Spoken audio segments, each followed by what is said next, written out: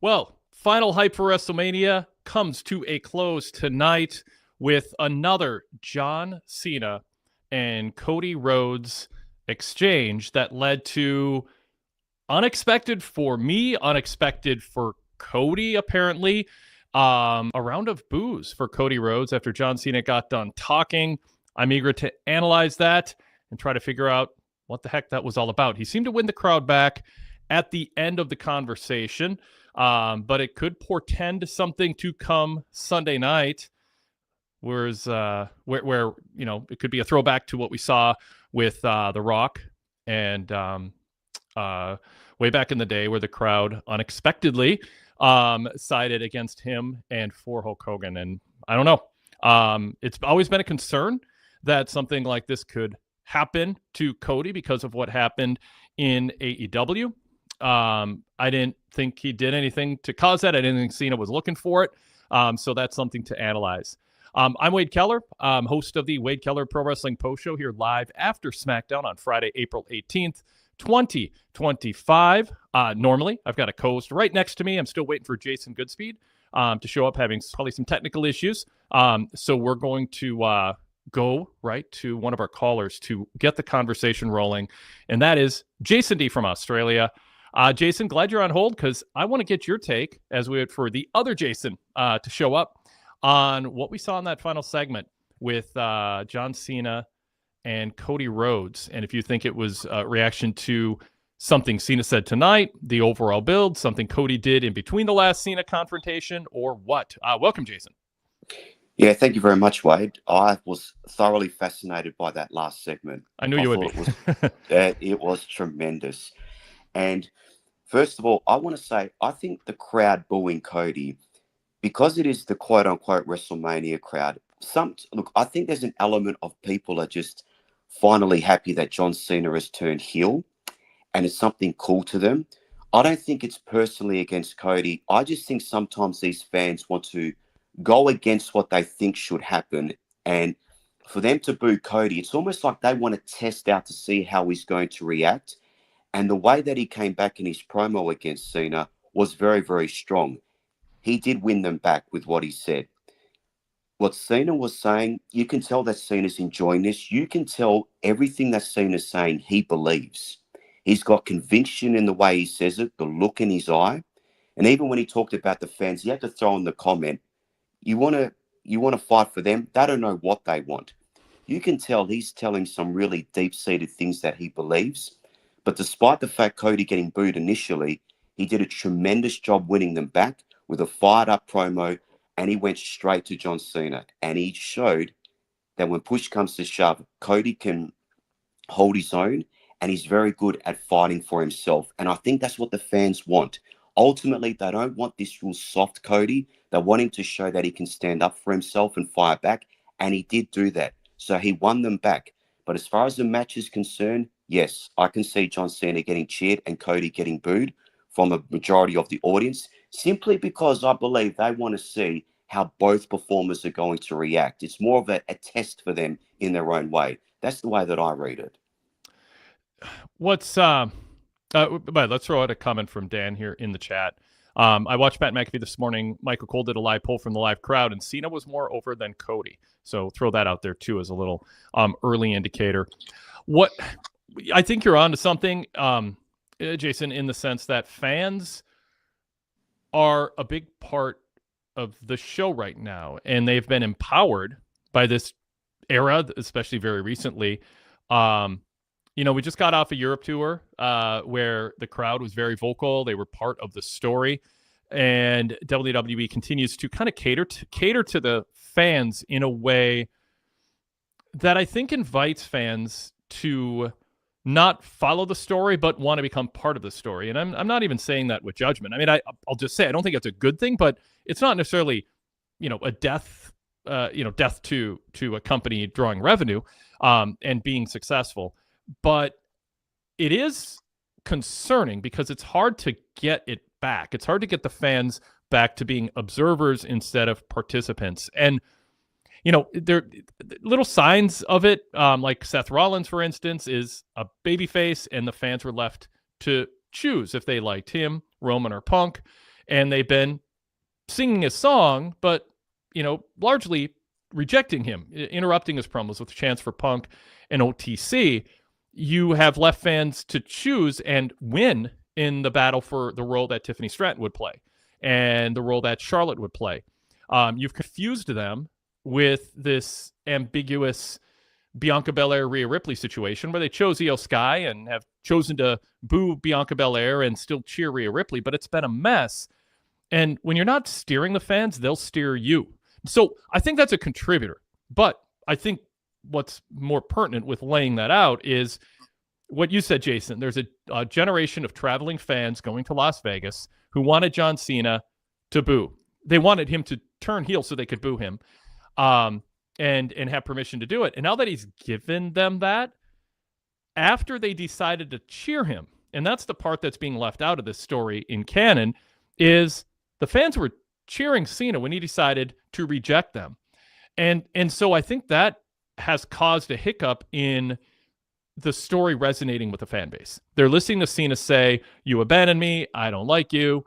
You're losers." And they're not taking it seriously. In fact, why should they? Because WWE showed on SmackDown tonight, there's a huge wall at WWE World in Vegas with fans are encouraged to write thank you notes to John Cena for his career. Like, how do you expect people to take anything you're doing seriously in the ring when you're breaking character, when you have Paul Levesque out there talking about discussions about heel turns? At some point, the mystique is gone, and if you're not consistent in the presentation and really taking control of the steering wheel in terms of directing fans, not with overly simplified characters, but a firm direction on why you should like someone or dislike them, you got to listen to the fans before you choose who to do that to, because you don't want to fight a headwind. But once you decide that, you can lose control. And I don't want to read too much into this, but at the same time, it's not nothing. It's Friday of the WrestleMania weekend, Jason, and this seemingly mega successful babyface story of Cody Rhodes has hit a bump, and I think there's a lot more to delve into here in terms of how they've built this. So I'll pause there. I've got more thoughts, but what do you think about what I had to say, Jason? I understand what you're saying, but I still believe this is just the case. Look, if you look at Cody Rhodes' babyface title run up until now, he hasn't been rejected. Everyone he's faced, he's gotten the majority of the cheers. This is John Cena being put in a heel role, which people have begged for, and they're cheering for the fact that John Cena is finally a heel. The psychology is all messed up, and it does mess up where you're going with the story. I think this is just fans happy that John Cena is finally heel.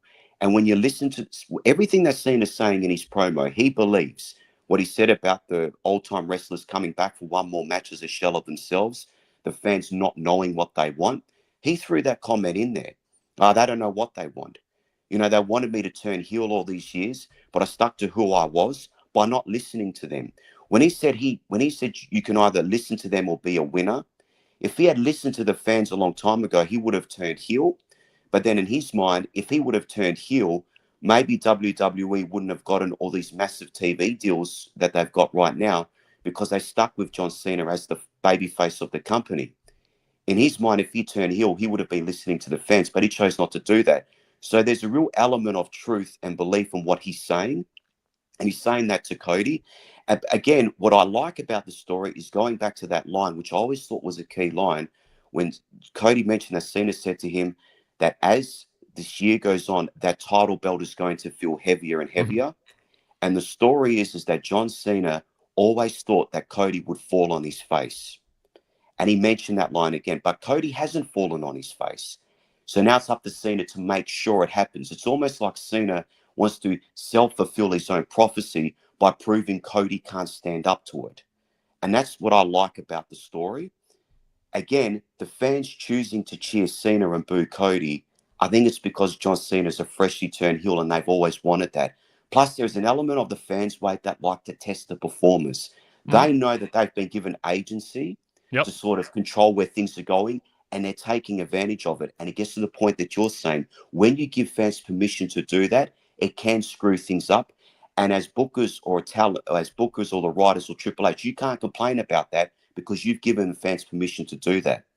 In relation to Seth Rollins, I thoroughly enjoyed his promo, and this is the balancing act that you need. Seth Rollins as a babyface has to stick to his constitution and his character.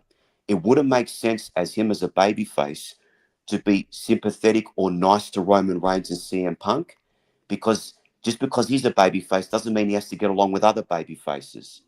And that's when you make the decision. Do we tell this intricate, intriguing story with Seth, CM Punk, and Roman, which is intriguing and we're all looking forward to it, but you run the risk of diminishing pops? Or do you just have Seth be a babyface and match him up with someone else? That's a conscious decision they made. I like the decision. And I think once you are a main event talent, you can afford, and you're over, you can afford to go against other baby faces and compete for pops, because it's not about getting the overwhelming pop or being the overwhelming favorite. It's about telling an intriguing story and getting where you need to be. And I firmly believe that something big is going to happen, and it could see Seth Rollins fully embrace that heel turn. So if we allow the story to play out, it might be all worth these three baby faces competing against one another. But at the same time, I'm more happy when they stick to the character's constitution. And I believe that Seth Rollins, even as a babyface, still hates Punk and Roman Reigns. I would rather go with that consistency. Yeah, yep. Well put. Jason, I want to talk about what happened Sunday night, too. I also want to look back at the journey we've been on with Cena-Cody. Can you stick around for a while longer? Yeah, all good. Right, cool. So let's pause. Let's formally introduce the show. This is the Wade Keller Pro Wrestling Post Show for Friday, April 18th, 2025. I'm Wade Keller, host of the show, editor, publisher, and founder of the long-running Pro Wrestling Torch Weekly newsletter and the website, PWTorch.com. We've got you covered this weekend for WrestleMania. I'll have my live WrestleMania report, my written report with match analysis during the show. As the show progresses, hit refresh on your browser at PWTorch.com or our ad-free version for mobile and desktop, PWTorchVIP.com. If you're a VIP member, PWTorch.com/GoVIP. If you want to sign up and get all the benefits of VIP membership and see all the different ways to sign up. Also, Brandon LeClaire, PW Torch's own, will have his report on WrestleMania alongside mine. So be sure to pull yourself away from social media and your friends and check out what we're saying about the show. If you unfortunately can't watch the show live, or maybe choosing not to watch it live, you can at least keep up on what's happening through our reports. And then we'll be live after WrestleMania right here on the PW Torch YouTube channel and on the PW Torch Dailycast podcast feed, live on YouTube and on demand on YouTube, and then on demand on our podcast feed with WrestleMania post shows. Brandon LeClaire will be hosting those with Greg Parks, and that'll take place Saturday night and Sunday night. So look for us right here at the PW Torch YouTube channel if you want to participate live with Brandon and Greg. They'll have a live chat, and a lot of people watching. A lot of you will have a lot to say about that through email, chat, and callers. So be part of that right after WrestleMania.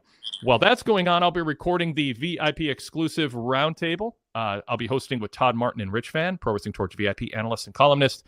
And we will be spending an hour plus, as usual, reviewing night one on Saturday night and then night two on Sunday night. We've been doing those roundtable reviews for our members since 2003. Before the word podcast was even a word, we've been podcasting roundtable reviews of pay-per-views. They're all available on demand when you go VIP. So a busy weekend ahead. We'll have a lot more coverage, including NXT Stand and Deliver tomorrow, and much more. So please check out our website and follow along with us. We'd love to have you with us. But we're here tonight to talk about the final TV show before WrestleMania, Smackdown. The Hall of Fame begins soon on Peacock. And then a big weekend of events, as I said, NXT and WrestleMania, among many other things going on this weekend. WWE officially part of WWE and not, including the indie scene.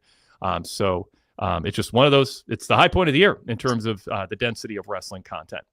And I'm joined by Jason D. from Australia, an impromptu co-host, at least at the beginning of the show, as my scheduled co-host, Jason Goodspeed, our NXT hits and misses columnist, deals with some technical issues. So Jason, good to have you on. You've co-hosted before. You know how this goes. Welcome back to an extended conversation with me here on a very bit night. Yeah, no problem, Wade. Absolutely. I'm happy to fill in for the other Jason. Godspeed to Goodspeed. Yes, of course. He's a little bit off grid sometimes, and so it can be hit or miss from our hits and misses columnist. I was communicating with earlier in the day, so we still might be able to I hope he chime comes in. on, Wade. Mate, he's got a great voice. I know he's worked in radio Oh, I before, but I know. love that voice, mate. That's a great Yeah. voice. And great analysis of wrestling too. He's been watching a long time and definitely brings the opinions and insights and historical perspective.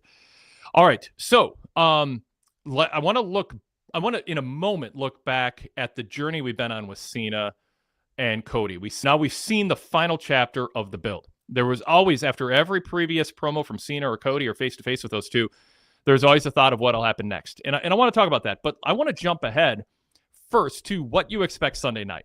The chat room believes that there could be a 50-50 response on Sunday with various theories on why. Sadler version 3 says, I don't think people can discount the fact that this was always going to be a split crowd because it's the last WrestleMania of a top 3 legend of the last 30 years. Goodfella 1422 in the chat says, I just think people still like John Cena. They will adapt in the ring. Maybe we will have another Hogan Rock reaction. Todd Martin, by the way, yesterday in the Fix with Todd Martin answered an email question about this and brought up reasons why he thought it's not the same situation. Doesn't mean the crowd reaction won't resemble it, but there's some pretty big differences with the Rock Hogan, the context of that match compared to Cena and Cody at this point. And let's see. There's someone else had a comment on. Oh yeah, Sadler Vision 3 also said Cody's reaction didn't surprise me. I expected at least 50-50 because Cena's a legend. He was never going to get full crowd support. So Jason, what do you expect? I mean, is this going to be the crowd feeling empowered and entitled to become part of the story, part of the entertainment, and there's just no stopping them? It's, I mean, we can go back to Cyber Tuesday and what was the other one? Cyber Sunday. Well, I don't know. They had some other name for it, where we want to empower you to decide what the stipulation is going to be. This has been a long journey telling fans you're part of the show. It's interactive and you help steer us. Vince McMahon has often said his crowds are a live focus group, and it helps steer his decision making. Is that what we're seeing manifest here? Is fans just going, we're here to chant and sing along, and we're part of the show, and we're gonna kind of be co-bookers, and I don't think we're gonna see this in Jay Gunther. I mean, so there's something going on with this dynamic that isn't gonna permeate everything else on the show. Your thoughts, Jason, on Cody Cena Sunday? I think what people are saying in the chat is true. It is John Cena's final WrestleMania. Again, they're very, very happy that Cena has turned heel and that they feel like he's speaking his truth, his own truth. He's letting things out. But at the same time, Cody did win the crowd back. Ultimately, Wade, fans want their baby faces to show a set of balls and to stand up for themselves. That's what they want. The crowd fired up when Cody came back at Cena, right? So when these two have their match, I have no doubt that Cody might, if they do like a yay boo thing with the punches, which they probably will, Cena's probably going to get the yays, Cody's going to get the boos. I don't think this is a big deal. It's WrestleMania. We've seen this happen before. When John Cena faced Triple H at WrestleMania, when Triple H was a heel, Cena was getting booed. This has happened to Cena throughout his career. This is going to happen to Cody probably in this particular match, but I don't see this as being a big deal. He'll get over it. He'll be better for it. Where they go from here, the story, I don't particularly know, because I think a lot of us feel that John Cena will eventually have to turn babyface. And maybe the story about this is that John Cena has done this to sort of test Cody Rhodes. And I know, and John Cena said some horrible things about the fans, but he has enough goodwill with them that he should be able to win them back. The key point about tonight, and I don't know if this is a key point, but an interesting part of the story, the way that I took it, John Cena kind of gave the impression that it was off the fly that he joined with The Rock, that he was waiting for Cody's response. And then I want to get into that too. That's fascinating, Jason. Yeah. New kind of kicked into his mind to attack Cody because he didn't like Cody's response to The Rock, because Cody decided not to be a winner but to listen to the people, and that's what made John Cena attacked Cody, which would mean that John Cena had already spoken to The Rock about this, and that I'm led to believe that if Cody had gone with The Rock, Cena would have been okay with it, but then he wouldn't have felt confident to defeat Cody. So he would have faced Cody, and both of them would have been aligned with The Rock, but Cena would have been confident to defeat Cody. But because Cody showed weakness and chose to go with the fans and not be a winner, that made Cena think, okay, I've got him now. This part of the story is still a bit messy, but that's what I sort of took from it. Is that what you're thinking? Yes. First, Dan in the chat says, The Rock nonsense is utter. I can't even finish the sentence. I think a lot of people have said, and I've cautioned against this for weeks and weeks now, that Cena sold out to The Rock. Cena didn't necessarily sell out to The Rock, right, Jason? He just turned on Cody in front of The Rock. The Rock made an offer to Cody. He never explicitly said, well, since Cody turned it down, John Cena, you're my second choice. Everything Rock offered Cody, Cena already has. Part-time schedule, time for his friends, his family, whoever he wants to spend time with, successful Hollywood career. He doesn't need a boost in his wrestling career because it's coming to an end. So it didn't ever make storyline sense. It was, would be clunky to try to sell that. And that's why I think that John Cena never didn't talk about Rock, and then sort of felt pressure to do so, and has done so kind of a cursory way. And WWE never said Cena sold out to The Rock. They just haven't talked about The Rock. It felt like they really wanted to steer away from it, whether that's to lower people's guard so when Rock shows up, or more likely, this is no longer about The Rock.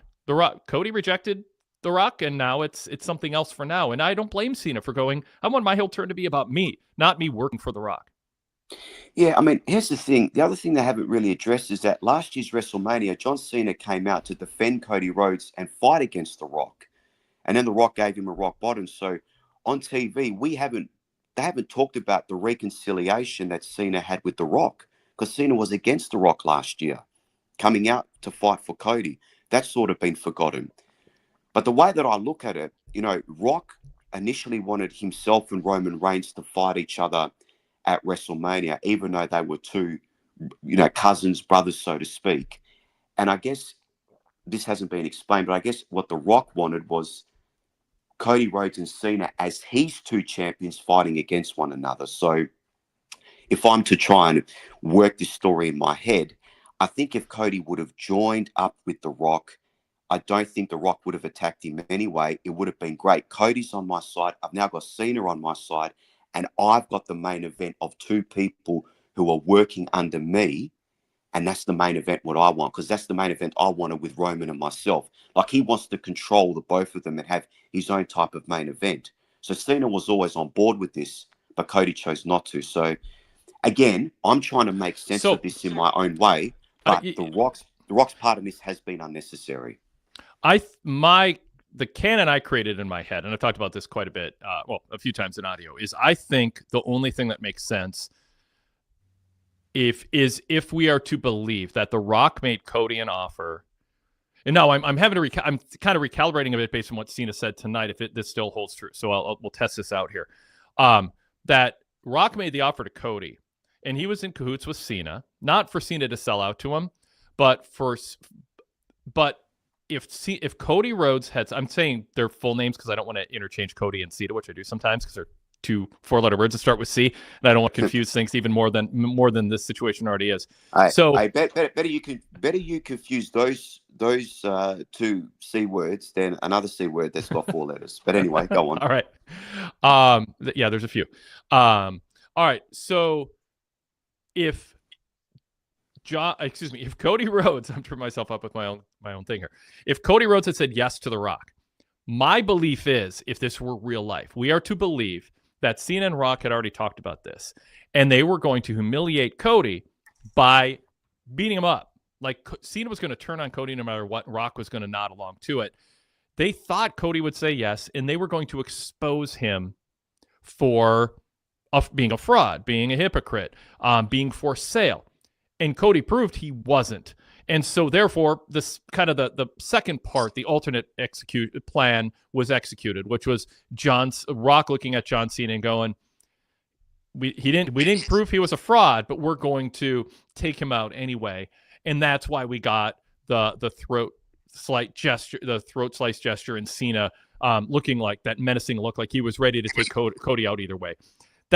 For me, that's the only canon that makes any sense. I haven't heard an alternate theory that I can imagine, if this were real, makes sense. Now, keep in mind, this was an audible. It was sort of in the back of their minds, it seems like. Rock gave Cody a chance to agree to turn heel in real life. Cody thought about it for a couple of days, said, not for me. I mean, it's like fiction imitating real life here, or real life imitating fiction, whichever. So that's kind of how I think we're supposed to believe it. So what do you think of that, Jason? And do you think anything Cena said tonight now unravels or contradicts that? Not really. Not really. I think what I said could be true. I think what you said could be true.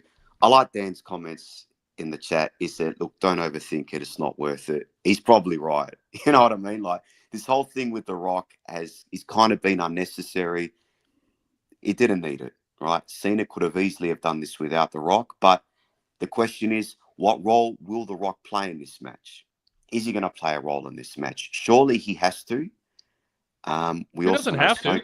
What if they just don't want him around and he doesn't want to be around and he knows he's not wanted and he's waiting to come back to fight?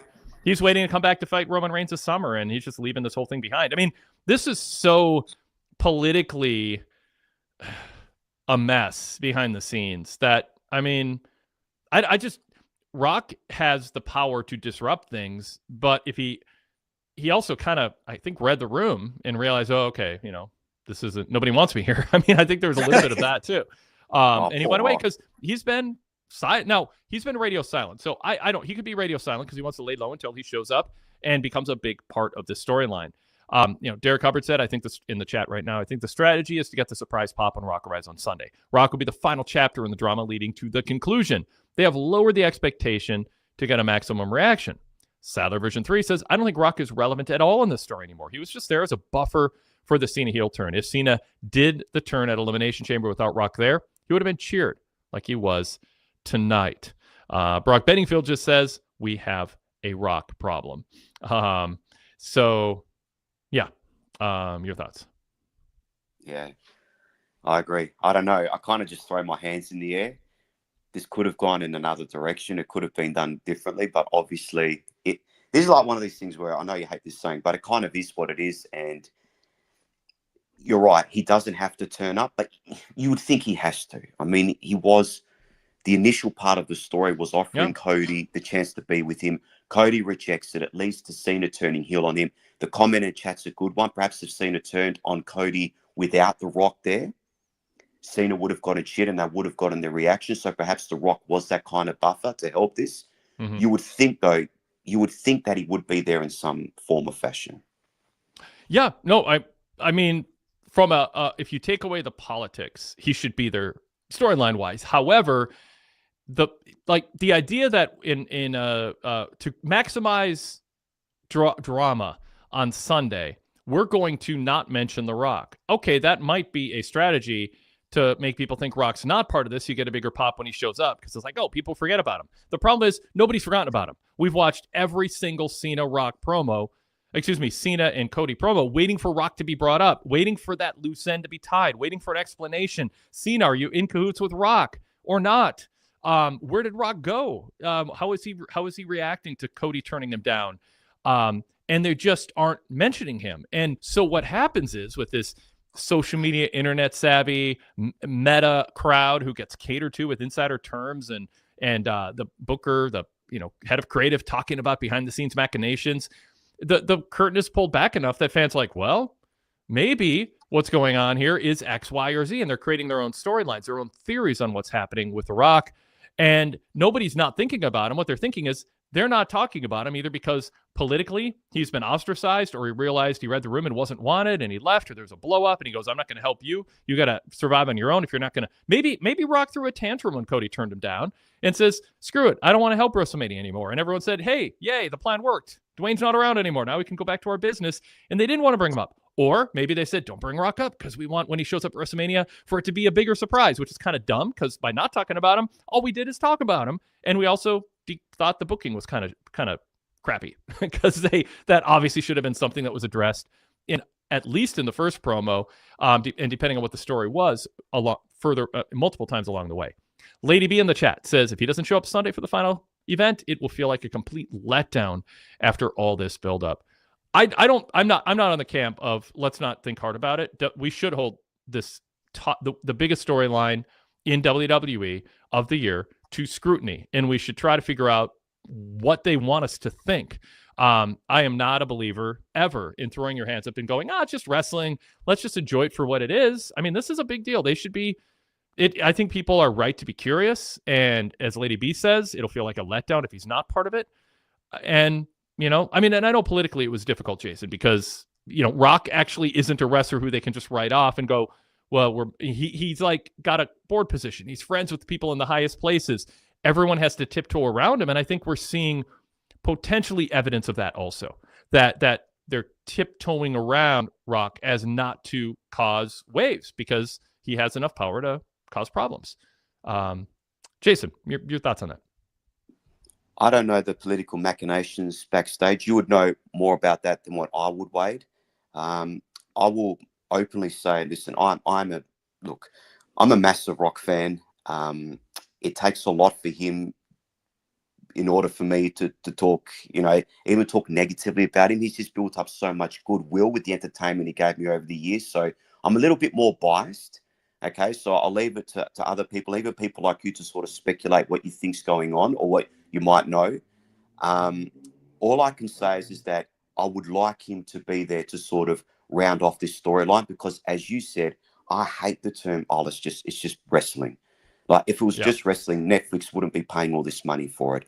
Yeah. And you wouldn't have all these writers and you wouldn't be a multi-billion-dollar company. People use the term, it's just wrestling, just enjoy it, as a way to get out of being accountable. All right? It's a throwaway line. We don't want to be accountable for not thinking about things. You're more than wrestling.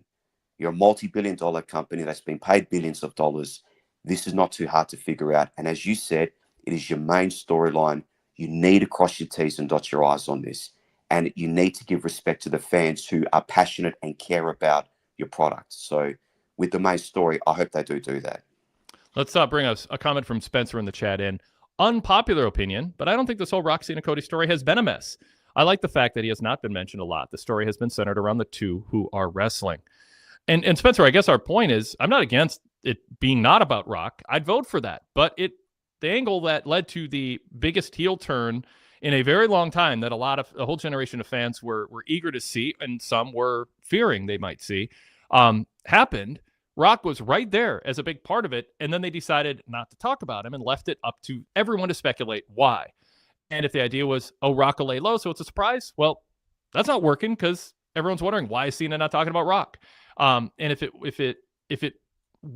they are writing Rock out of it entirely for political reasons or Cena's preference or whatever, there should have been a better exit plan in the storyline to write him out of it. And then you get into, well, if they didn't do that, and it seems like the obvious thing to do, so people don't talk about it, they go, Cody said, I told Rock XYZ, he's not going to be around. Thank you, Rock. But I got this, whatever. Then no one would be talking about it. And you could still have Rock show up, but at least people wouldn't be going, why aren't they talking about the guy who was the whole fulcrum in this angle to begin with? But I am glad to his point that, to Spencer's point, that it has been about Cena and Cody. Jason, go ahead. Yeah, comment on that. No, I'll ask my follow-up. No, that's fine. No, you can ask your follow-up.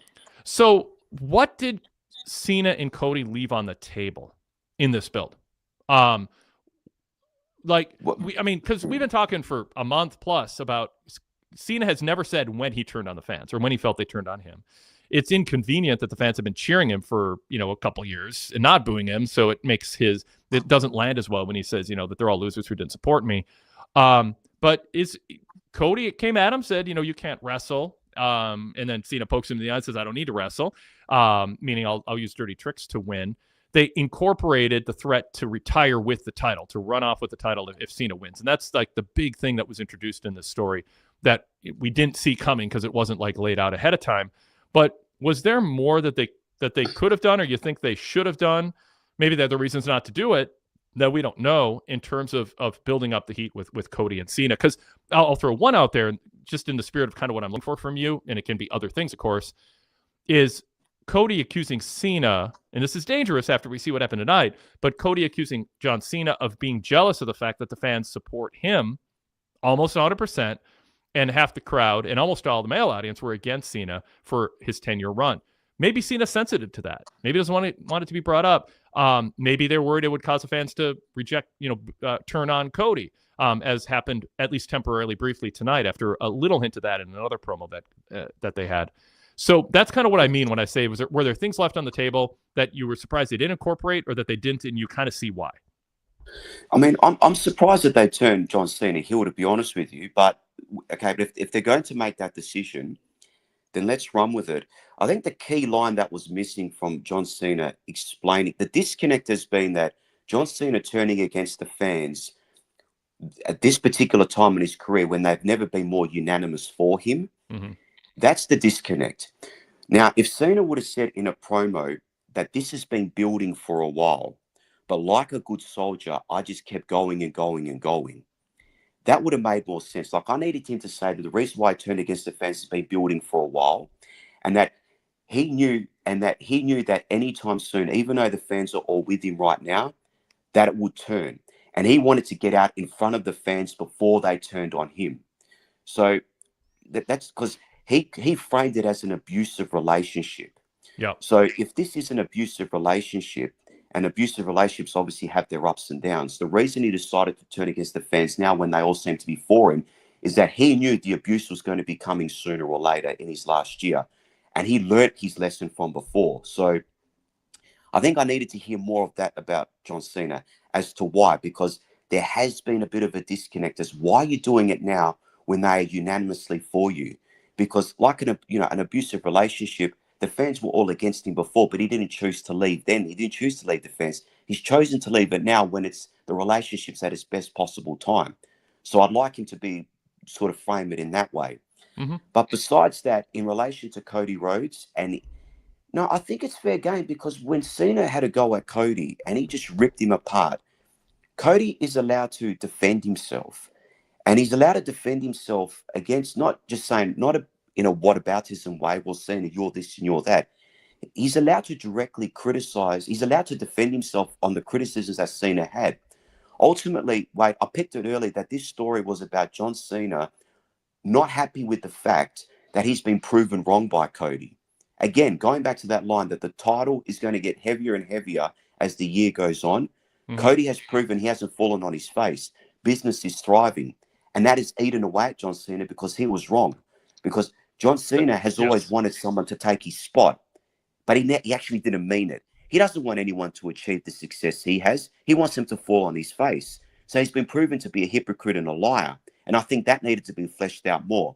Cody hasn't fallen on his face. Cena's not happy with that. And now Cena feels the need to make Cody fall on his face. That's what the story is. Cena is not happy that someone else has assumed the role as quarterback and doing just as well as he has. That's the whole point here, because he never thought that would happen.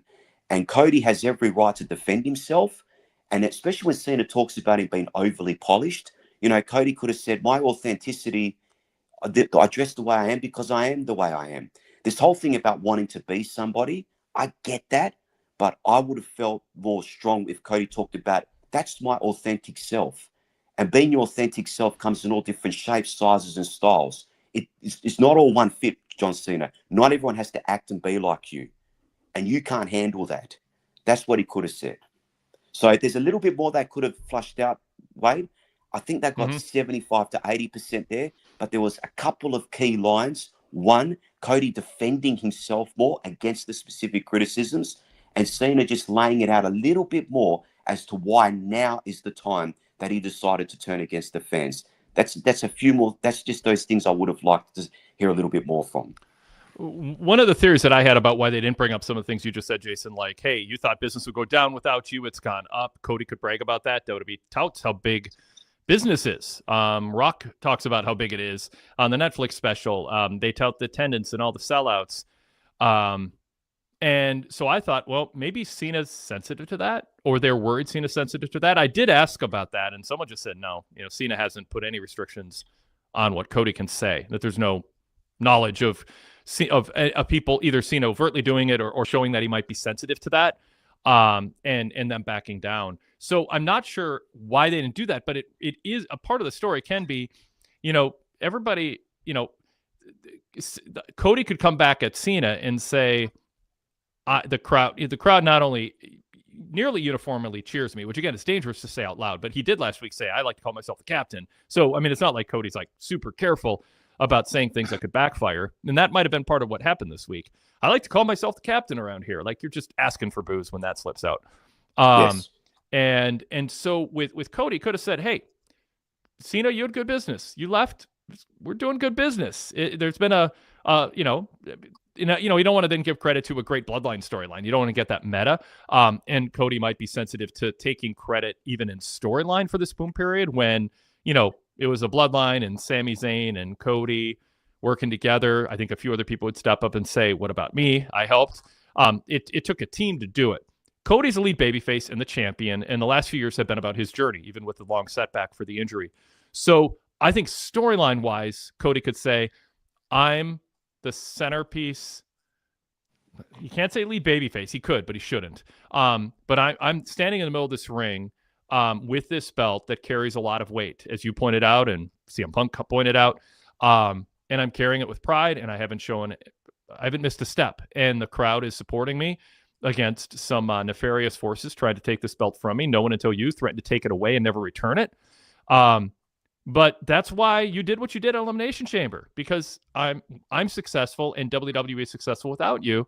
And a lot of fans didn't like you when you were around. And even if they acknowledge the reality, Cena can say, and now you've been a nostalgiac who they cheer, but they only cheered you once they realized you weren't going to be on every week. I don't want to cut the promo for him. I'm, just kind of spitballing here, but keeping the product from being as cool as they wanted it to be. But now that you're just a special attraction, they got nostalgia for you, they're cheering you again, and you're bitter over that. You wanted 100% cheers when you were the top star. I'm getting it because XYZ about how I conduct myself compared to you. There was a way to go down that road. And again, you have to be real careful. I just stepped on some mines in the minefield there as I was kind of winging it. But I think they could have done more in that regard, because then it would tap into, that's Cena's motivation. Because the thing that I never liked the fans, well, since when? 2012, 2016, 2019, 2021. When did you decide you didn't like the fans? He's never made that clear, and it makes no sense that the only time he decided was recently when they started cheering him. So, Jason. Exactly, because what was Cena, I love the framing of it as an abusive relationship. Like, I love that angle that Cena took with that.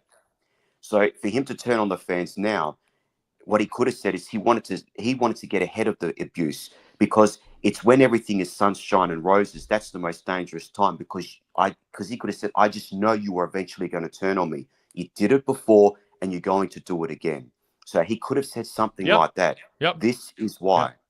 When things are going you want me to go to sleep at night feeling good about you cheering me when I know you turn on me in a second. Exactly. And he did say, Cody, you're going to find that out. And even Cody last week said, my dad found that out. My day will come, but not yet. So strike before they strike you. Yeah. What did Cody do to turn the fans back in his favor? Because as we talk about the crowd turning on him, I think there is a risk of that on Sunday. But because Cody said, okay, John, the noise. You always have something to say, right? Boos rang out. Cody was like, whoa, wasn't expecting this.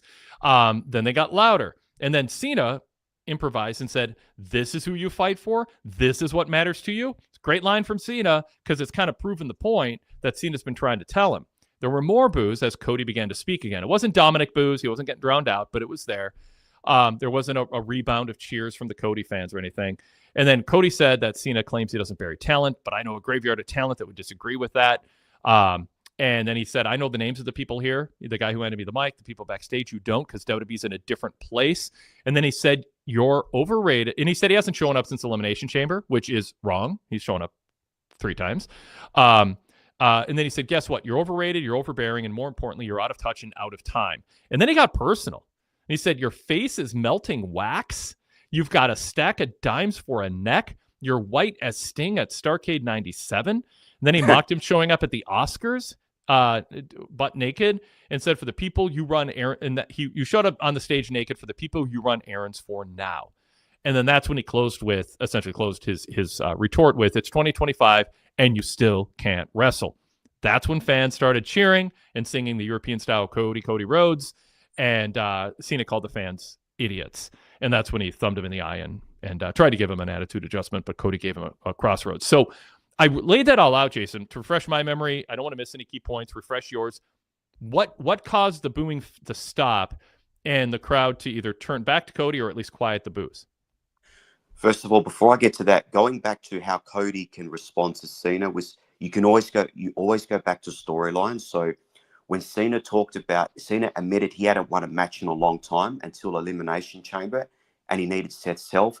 Instead of Cody saying that I'm the captain now, he can always refer to the results that he has on the board. Go back to the story, talk about all the matches that he's won. He's won last man standing matches. He's won ladder matches. He's taken everyone before him. That's a surefire way to fight back against criticism, because your opponent, if you're kind of winging it in this promo, they can't say, oh, that's all fake, because they're not going to do that, right?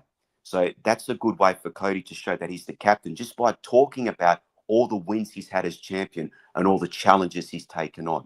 You know what I mean? And fans will respect that. Now, getting back to what you're saying, like I said, Wade, Cody fired up and he defended himself and he showed balls.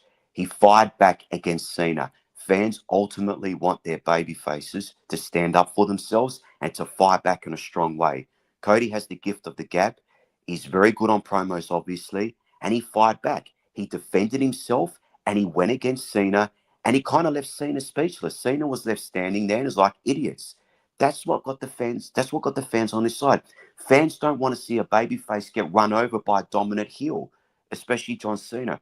They want to see that you can stand up to John Cena. If we're going to cheer you against Cena or consider you a legitimate threat or put you in the same category, you have to show that you've got it in you. You need to show fire, you need to show passion, and you have to have important things to say against this heel. And because Cody did that and fired back in a strong way, and even used a bit of an inside term as far as, Sting being how he was at 97, that's what got him back. That's what got the fans back with him.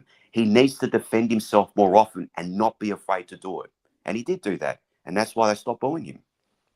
So in the chat, more thoughts on what we saw with Cody and some personal opinions too. Slide Away says they like when people roast each other. They weren't cheering Cody. They were cheering more his lines. People are hurtful, proving Cena's point ultimately. And that's what Cena seemed to be saying when he looked at the crowd and said, these are the people you want approval from. These are people who you care about. They don't care about you. What do you think of that point that fans are just cheering a roast? No, that's definitely part of it too. Fans want to hear cool lines. They want to hear people rip into each other and mention something that they don't think that the wrestler's going to mention. And to get that reaction, when he talked about Sting at 97, the smart fans that are there, they knew what that meant. They love that. Yes, fans love it. Everyone loves a good roast. And Cody roasted Cena, and that's what got him back. And that's what got the crowd back with him. You just have to have the lines, and you have to say it with passion. You have to say it with conviction, and you have to say it like you mean it. And Cody did do that. You at the end of the day, Wade, if you're a babyface, you have to show a spine. If you don't show a spine and let a heel like Cena walk all over you, because Cena's got that strong voice and he says things with conviction, you're going to be left to dry. And everything's just been a test. And you could see Cena wanting to see that from Cody. It's all a test. This is sink or swim. And I believe for the most part, Cody has swum. Brock Bedingfield says, Cody turned it on, fired up like his dad, and won the people back. I mean, there's something to that. Cody is really, really, really good on the microphone. I mean, there's every once in a while he, says something that you feel like, ooh, that could backfire. But he is good at recovering. It was interesting seeing him live react to, oh, this is happening again. And it's a little louder than the last time it happened. But he did recover well. And he's got a lot more experience than he did in AEW and a better kind of support team around him. Adam Kidd says, Cody is corny. I wish they both could lose. Is there a chance that the crowd just turns against both of them, or turns against the match, Jason? I don't think so, but I'm throwing that out there. If there's a lot of Adam Kidds out there who don't like either of them, could they just end up kind of trying to reject the match or going to abyss for themselves, doing a wave? Or do you think they're going to be on the edge of their seat watching this? It's not going to be a classic.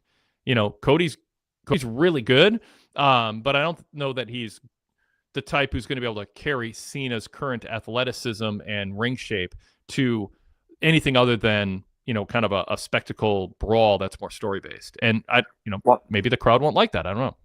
What I'm looking forward to seeing is that, as we know, WWE style, the heel controls the majority of the match and dominates with the offense. We have very, very rarely ever seen.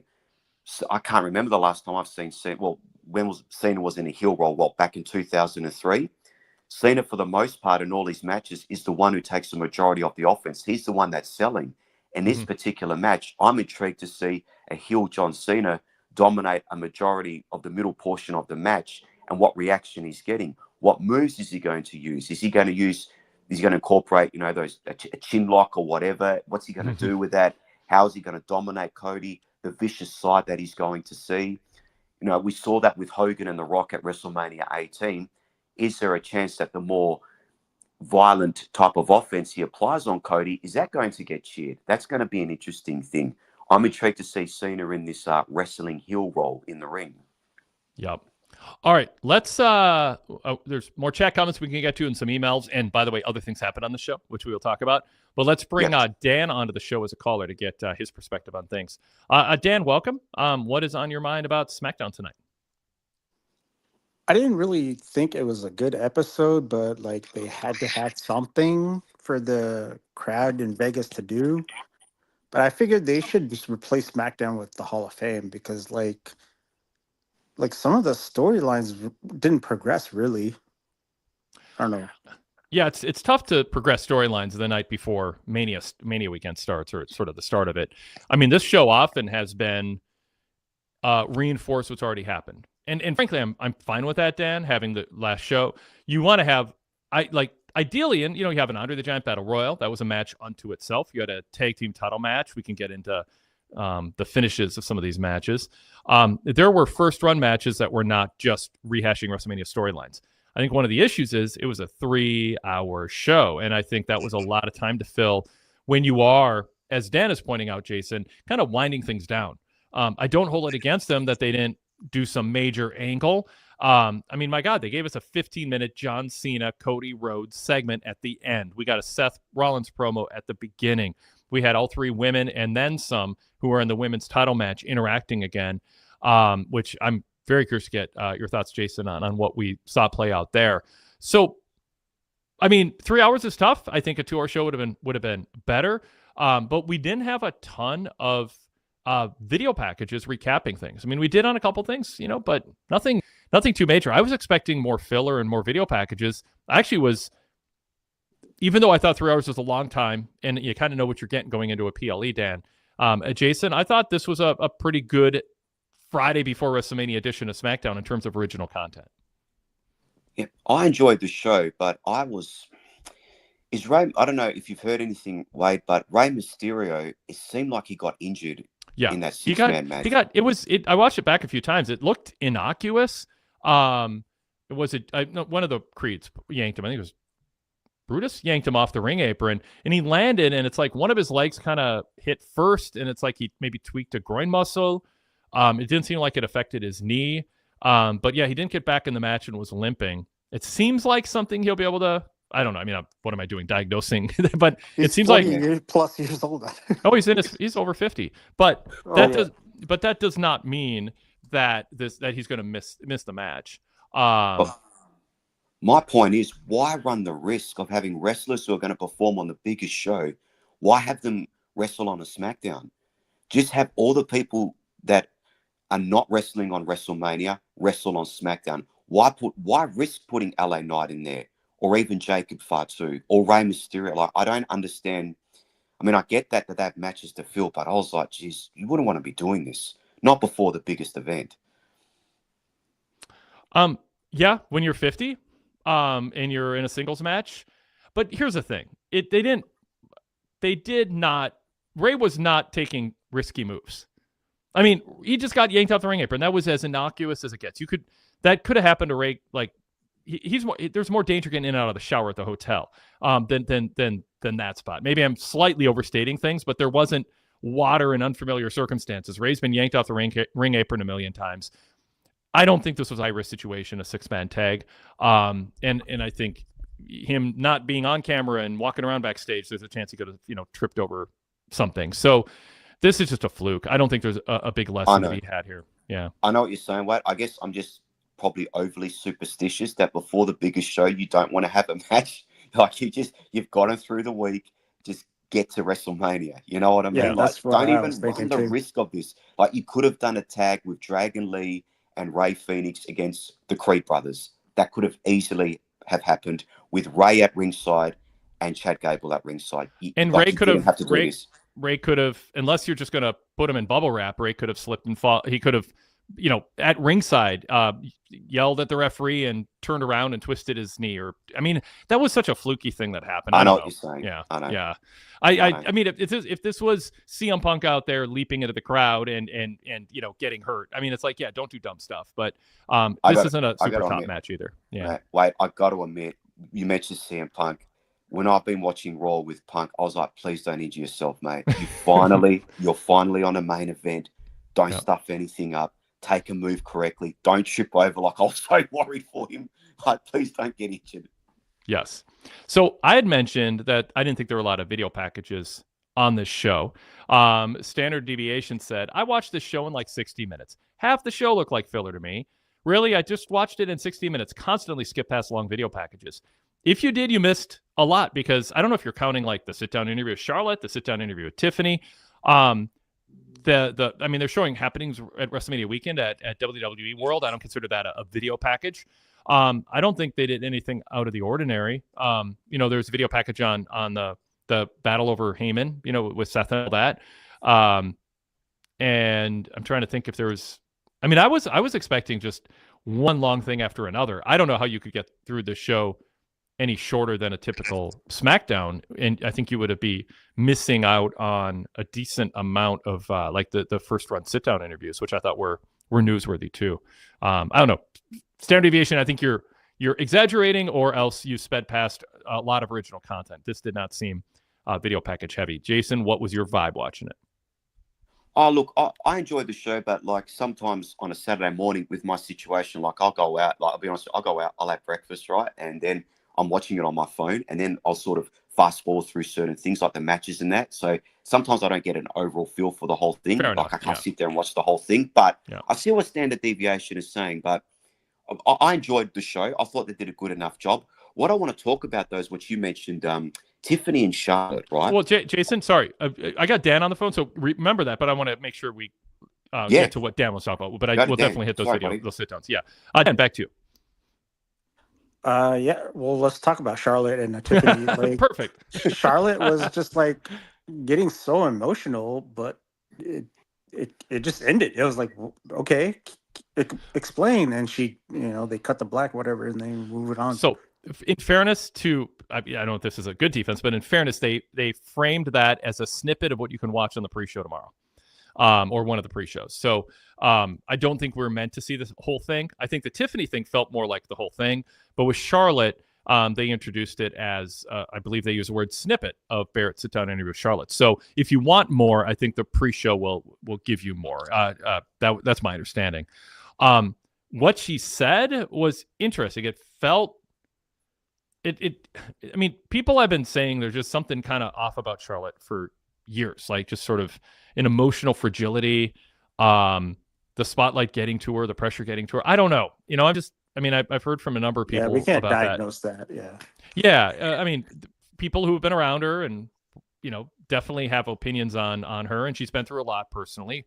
There are things on TV that you can look at and go, there's something here. Todd Martin last week on The Fix just said, maybe it's time to take her off TV and let her figure out, let her fix some things. And she does come across as there's a fragility to crowd reaction, social media criticism, and all of that. And I mean, I think if social media criticism is bothering you, if you're a public figure or not, just get off social media. You have the power to unplug that kind of power, and then it goes away. If people don't think you're watching and you're not reacting, they'll just stop. And if they don't stop, you won't even know it. So who cares?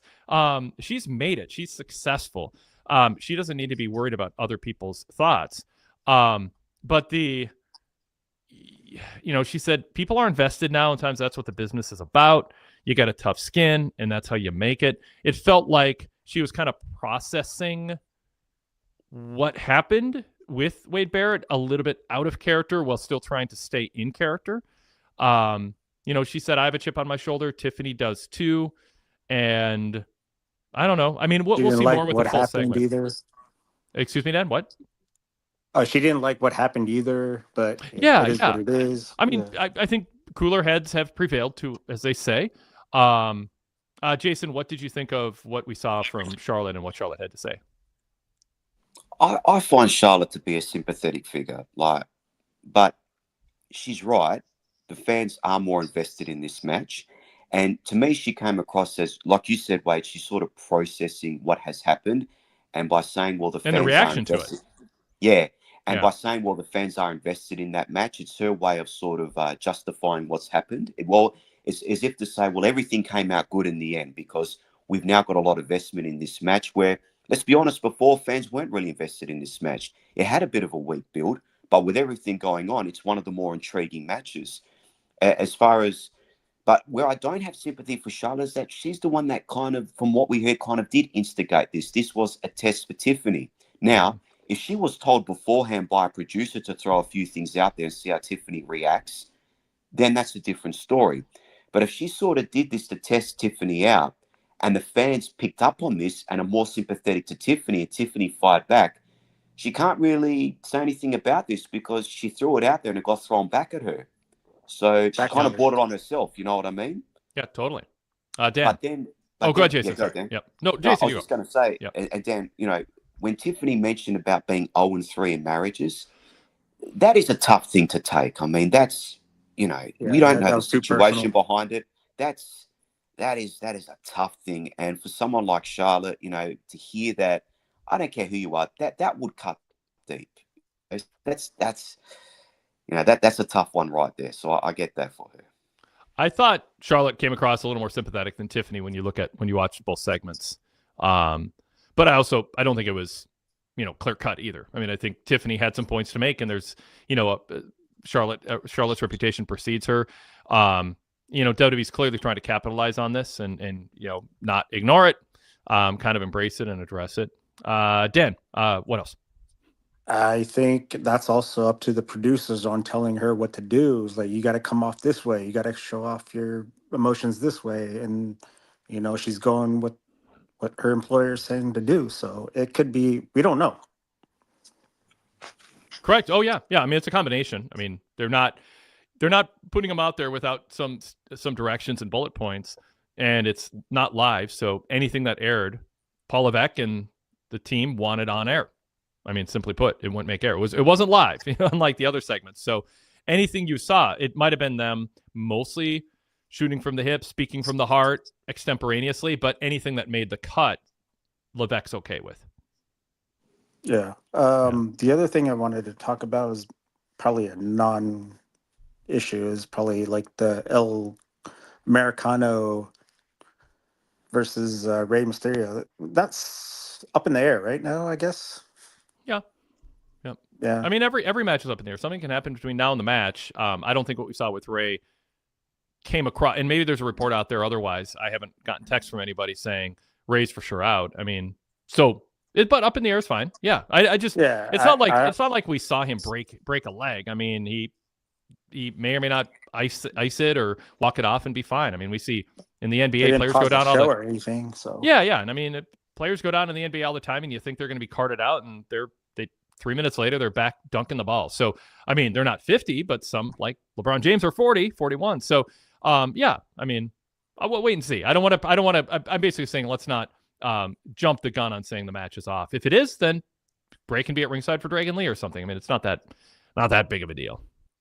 What I kind of liked was the tag team championship, like being, I guess, vacant versus compared to next week's ladder match. I was like, okay, they're progressing that, but it's not on WrestleMania, but it's going to be on next week's show. Yeah. Jason, what do you think about? I mean, you don't want people to think WrestleMania is the end of the series finale and there's nothing coming up afterwards. You want to have some things that are still going around. Yeah, I guess it's the whole, the heels are getting rewarded in a match. It's a TLC match, but just the fact that DIY, they cost the match between the Street Profits and Motor City Machine Guns. Now we've seen this often in WWE. The heels come in, they interfere, general manager's right. Fine, we've got to settle this. The heels are now getting rewarded with the match. They don't deserve to be rewarded for this, but I guess we kind of just look past that because we're getting a 3-way in a TLC match. So, you know what I mean? It's not the right message to really send, but Yes. I'm prepared to look past it because we're going to get an exciting match next week. So, you know. It's I not mean, the right image, but yeah. like we haven't seen a TLC match in a while. Yeah. I mean, it's good. You don't want to do those a lot. Yeah. Yeah. Yeah. I want to, Wade, just a comment that I thought a great comment that Sadler made in the chat was Ashley is sympathetic, Charlotte isn't. That's a great comment. I think that's very true. Yes. I'll throw that up and read it because we did have some people commenting on that. First of all, Spencer said nothing to me comes across sympathetic with Charlotte. Always comes across as above it all. That's good. I think that's where some of the heat comes from. Never elevated anybody, and no evolution of her work for over a decade. And I mean, she's earned that comment for the way she's come across. But part of it was her character. I mean, that's how do you separate that? She was directed to act above it all because her character it didn't clash with her character. That enhanced her heel character. And enhance the idea that she was, royalty. So, yeah. It's just a tired gimmick, the whole royalty. I'm rich. I've got all this money. Nobody believes in that anymore. It comes across as fake. It's so 80s and sort of early 90s. We're past that now. You need to give us something more than just, I'm this rich person on a yacht and I have all this. Oh, exactly. That's just, it gets no reaction anymore. It's kind of like, nah, we're past that now. Yeah. Especially when Ric Flair has like explicitly said he's broke, or sometimes with the divorces and all that, he's spending all this cash at bars and whatnot, partying in Marriott hotels. Yeah, I mean, we've talked a lot about Flair over the years. He is not a saver. He is not a fiscally responsible person. He's burned through a lot of money and has burned a lot of people. I did like that tweet that Charlotte put out there. She was like apologizing. Then she was like, I'm sorry to the Chicago's, calling them smart fans. And then that was it. Yeah. Hey, Wade, sorry, I wanted to go back to, if we can, the Seth Rollins promo. Well, let's table that because we got people on hold. Unless you got to run, Jason. If you don't, then no, I just got to sit. I don't have to run. Yeah, I said a little bit more because I don't want to leave people waiting too late tonight. Dan, appreciate the call. So I'll end this with Seth didn't say any lies.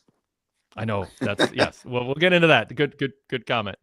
I want to note as far as the Ray thing goes, and then we got Dr. Doom up next as a caller.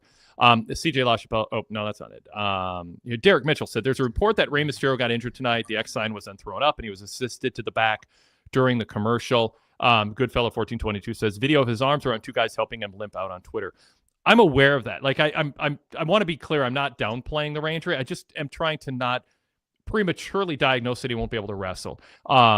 If he injured his groin muscle or his knee, there's a chance he can still wrestle. There's a chance he can't. Being helped to the back while he's in pain doesn't mean he's going to need surgery or can't wrestle. It's not a great look. The odds are certainly lower, but I just don't want to jump the gun and say he's not going to be able to put something together. Chad Gable's very good.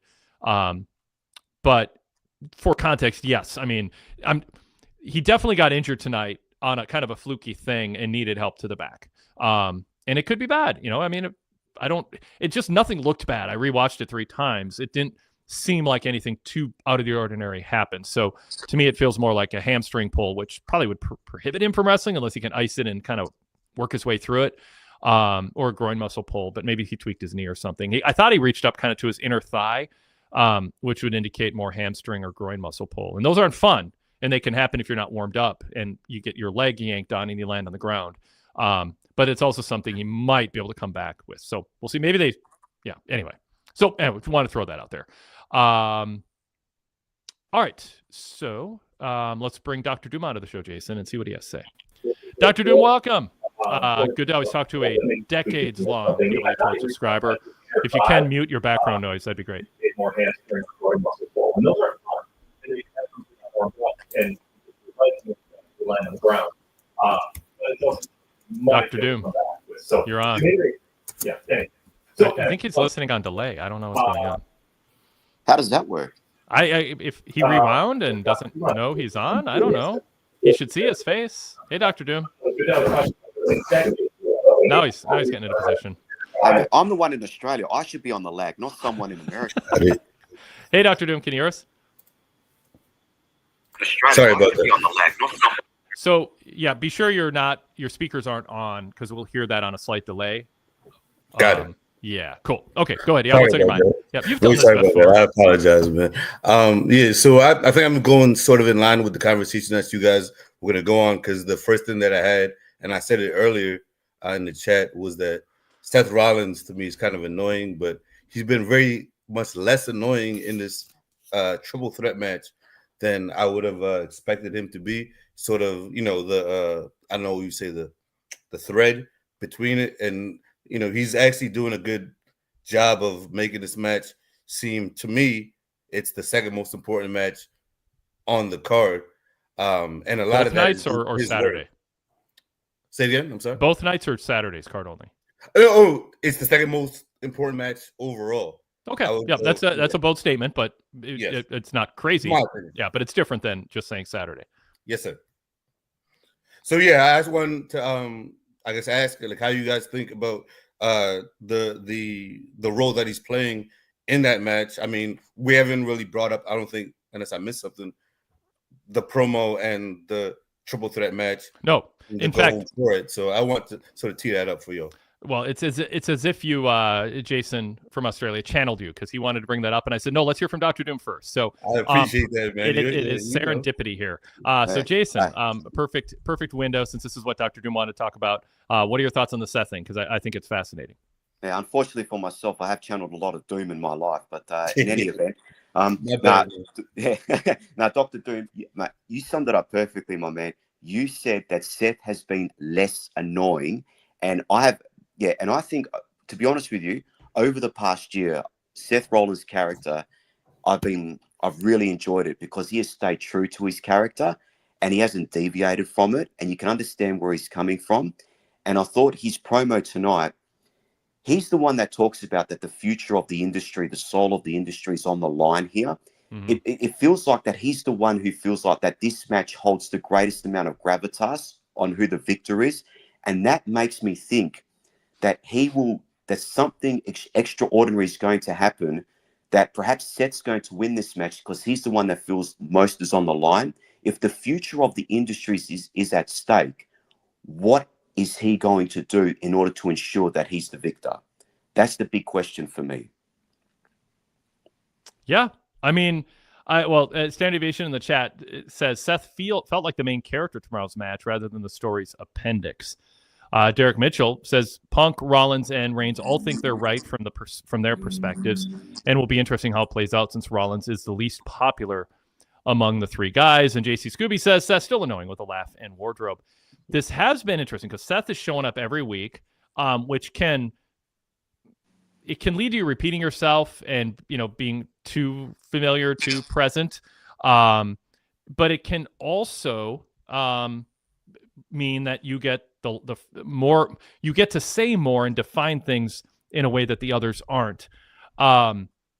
It's weird. There's so much to talk about with the Seth thing because he's saying, I'm the guy who's around every week. He's telling this whole backstory. Dr. Doom said, tell me when I'm telling a lie. Seth, kind of snidely, mocked CM Punk saying that because Seth was throwing truth out there and, the crowd's booing. He's like, I watched that and I get the impression Seth doesn't like CM Punk still, or there's still a lot of baggage. Even if they're getting along, he's still settling some scores.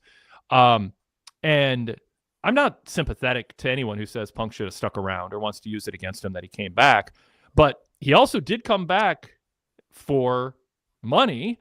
He did burn a bridge in AEW. Then he came back to WWE for money. That said, he didn't have a lot of leverage because I think he came back.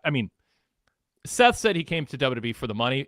He came to WWE to show up the Bucks and Tony Khan and the people who were against him there. Yes. Dr. Doom's nodding along. Jason, you're verbally saying yes. I think Punk would have come back for $50 and free buffet at catering. And to be picked up at the airport. Yes, absolutely. Especially on the European tours. So there was a big "I told you so," aspect to a Punk returning to WWE. So that part didn't ring true, but it wasn't a lie either. I mean, I'm sure Punk likes money and wanted more. Who doesn't? So even people with $100 billion want more money, which is just weird. But so the crowd choosing Punk and OTC, pelting Seth with chants of CM Punk and OTC, doesn't mean, and we don't want to mistake that for it's unanimously anti-Seth. The crowd is singing a song. They're into him. But there is a section of the crowd, by design, by definition, baked in to this, where you're going to have a third of the crowd, give or take 20% pro Punk, a third of the crowd, give or take 20% pro Reigns, and a third of the crowd, give or take 20% for Seth. That means only 13% perhaps are for Seth, because I'm saying give or take 20. But Dr. Jones laughing at that point. But it is meant to be basically pick your babyface. And there's going to be some who are anti the babyface. So the key is Punk getting booed and are people chanting Seth? Is Reigns getting booed and are people picking Seth? No. So the evidence is they're not, I think they cheer Seth against almost anybody else, but they are liking Punk and Roman more, and Seth has seemed to be trying very hard to win over more and more fans by speaking the truth.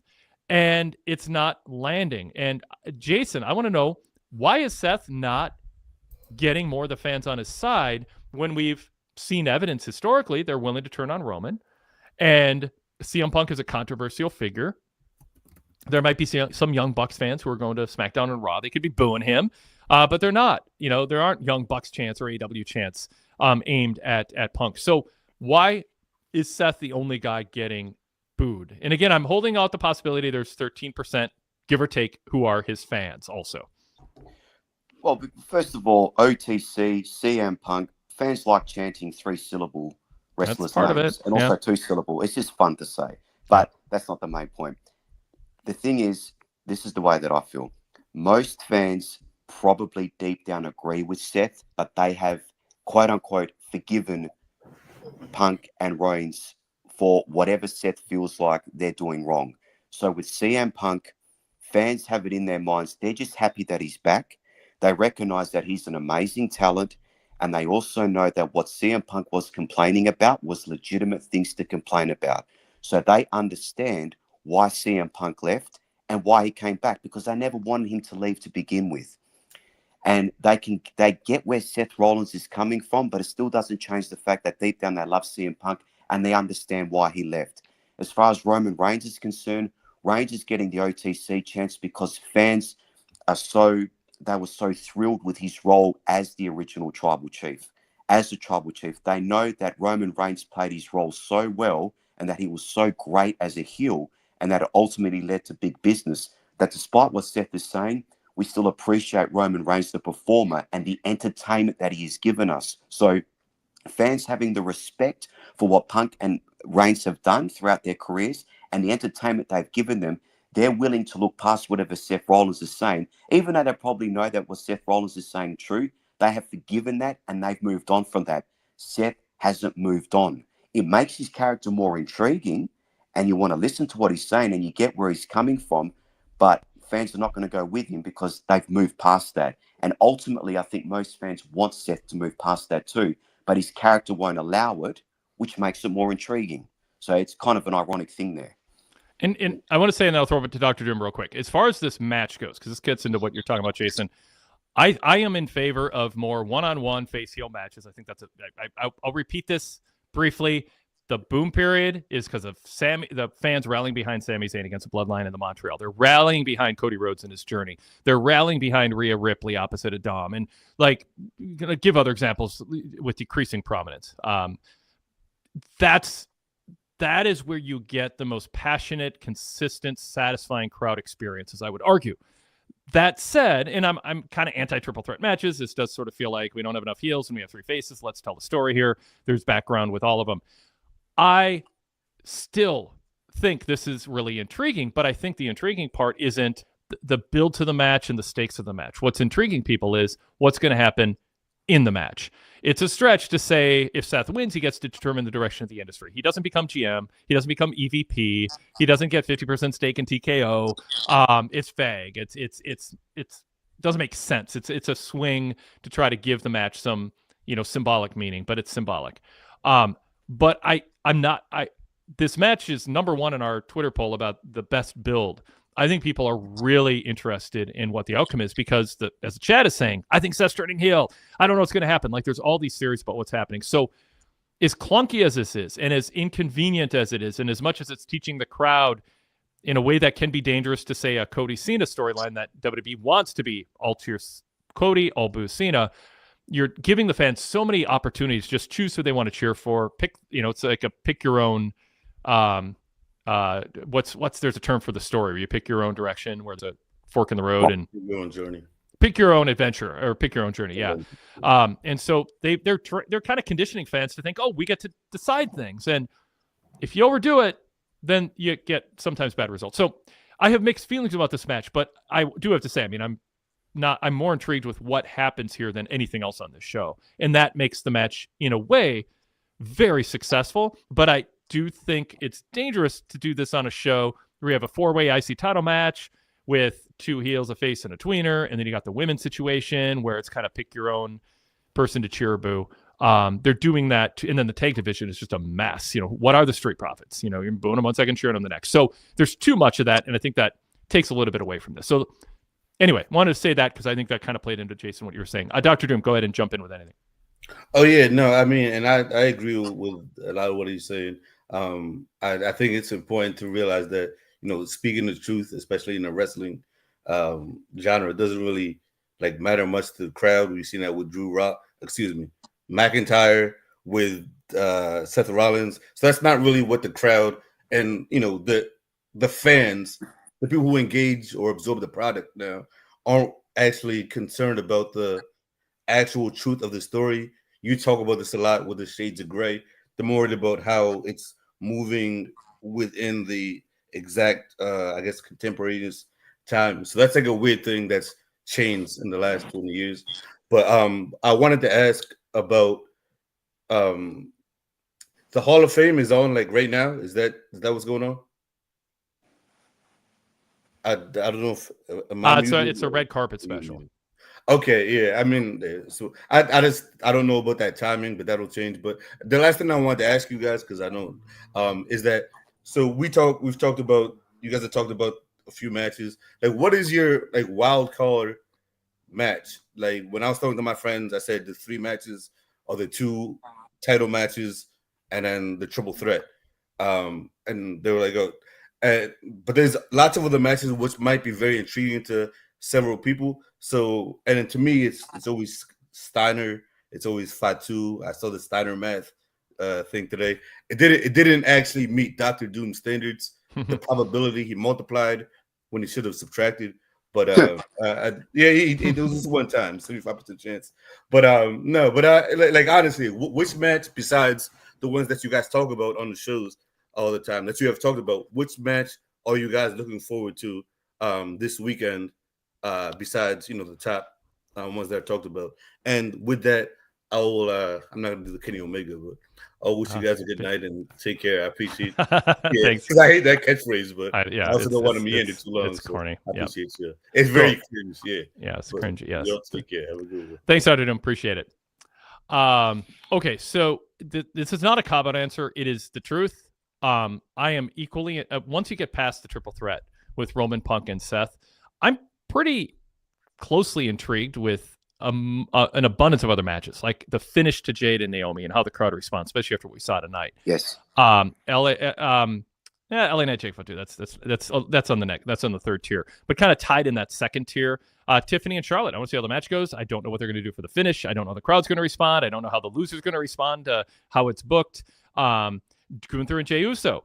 I think people expect Jey to win, but I'm not 100% sure till it happens, and I want to see if it feels like a high point at the beginning of tomorrow's show.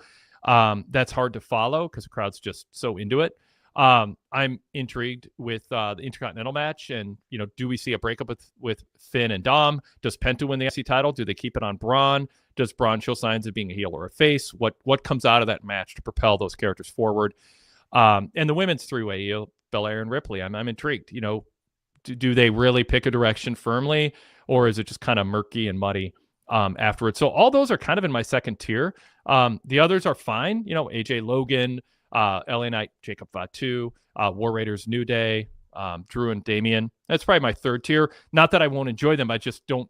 I don't think the finishes matter as much. They could just be TV matches or brawls. So that's kind of my answer to that. Jason, how about you? I agree with everything you said. I'm pretty much intrigued by a lot of the matches. The four-way for the Intercontinental Championship, obviously we're going to see some storyline progression with Dom and Finn. I think if Braun is to lose the championship, he's not going to get pinned. But I could see Finn or Dom costing each other the match. You know what I mean? Costing each other the chance to win the championship. Yeah. With LA Knight and Jacob Fatu, I'm interested in this match, but I don't see the crowd turning against LA Knight. I can see them being for Fatu, but also LA Knight. I don't expect LA Knight to be getting booed. I think LA Knight has done a wonderful job staying over, staying popular with the crowd. I think a lot of people thought he might fizzle out, but he hasn't. And I think that's a credit to him. He continues to cut, strong cutting promos. He always has like a clever line to put in. And I think he backs it up in the ring. So I expect that to be a fun match, but I don't think the crowd will turn on LA Knight there. I think with Charlotte and Tiffany, I do expect Charlotte to win this match because I actually think that would work in Tiffany's favor to get her as a challenger babyface because we haven't seen that yet, and to fully embrace that babyface role. I don't think Tiffany loses anything by losing because she's still young, she's still starting out. I think it's better for Tiffany to go on the chase. That's the way that I see it. And as far as the one match where I think we might see a surprising reaction is Drew McIntyre and Damian Priest. Okay. I think this has been a strong build, and everything they've done has made sense. But I am getting the sense that the crowd is more for Drew McIntyre than Damian Priest. I think Priest as a babyface has somewhat cooled off. I think he was doing good there before, and maybe against Drew because people are so entertained by Drew and the lines that he has and the way he justifies things. I could see the crowd more in Drew McIntyre's favor more than Damian's. That's the one that I'm looking for there. And as far as the three-way with the women are concerned, with Io, Bianca, and Rhea, I can definitely see Io escaping with the championship because Bianca and Rhea continue to get in each other's way, and that leads to a full-on blown feud between Rhea and Bianca afterwards. And Io just escapes with the championship. That's the way that I see that match. I'm going to go back to Seth for a moment. He had the line that he will he'll lay it all on the line and make sure the business and the industry and the company moves forward in the right direction. And he said, that's not a prediction. That's a spoiler. And then he smiled and cackled. Is this a red herring, Jason? Or is it they're just preparing you for a Paul Heyman, Seth Rollins alliance? Because Paul's like, screw you, CM Punk. Screw you, Roman Reigns. I don't know. What's your percentage chance on because it's got to be one or the other. Either it's a red herring because he's leaning heavily into it with that, or I guess the third option is he's just stealing a catchphrase and enjoying, glomming it from Heyman, and we're not supposed to read into it. It's just Seth doing what he did with Punk, kind of taking a Punk line, tell me when I'm telling a lie, and he's taking a Heyman line, but there's been enough that Seth has said that has led to quite a bit of speculation that maybe he's turning heel. I've discounted it, Jason. I just don't think Heyman as a heel manager with a heel Seth, even though it gives Heyman something to do every week because he's around every week. It keeps CM Punk babyface for a while because there's more opponents for him. He can go to Gunther next or something. Jacob Fatu, I don't know. And then, it adds a new dimension to the Seth Roman match with Roman staying babyface. So anyway, yeah, your thoughts on that topic and the points I made.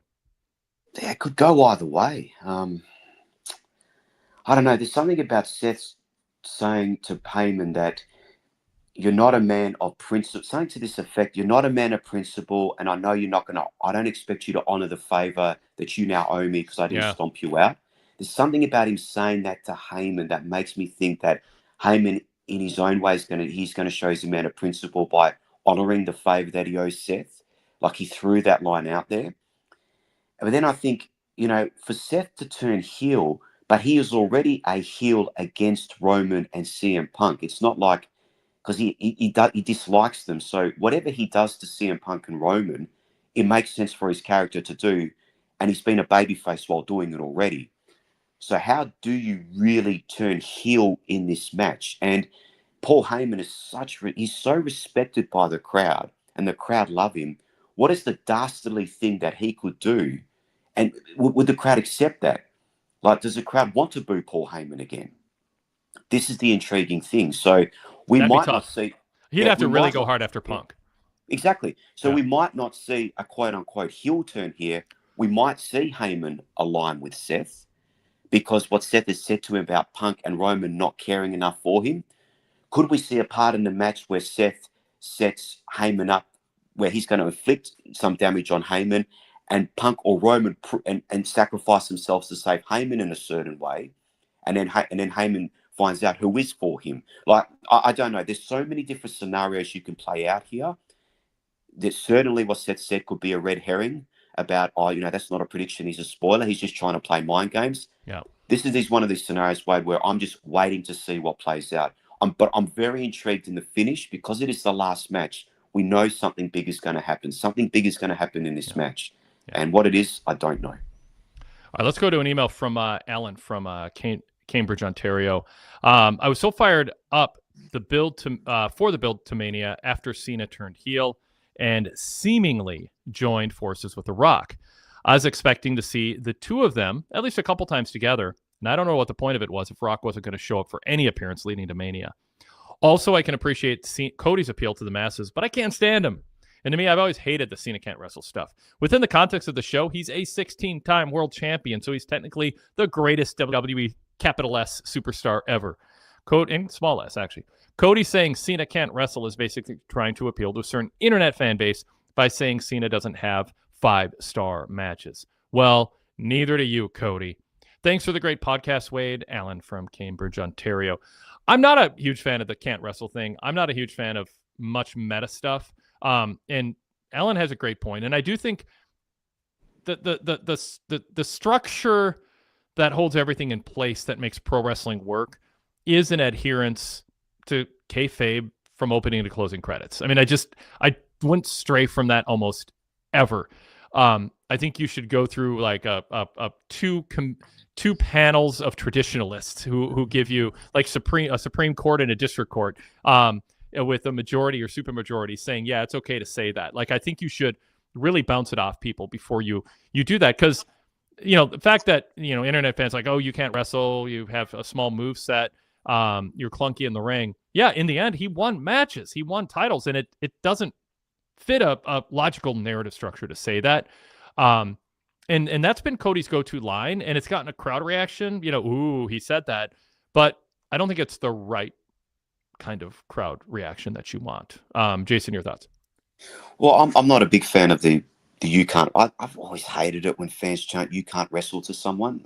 I really don't like that.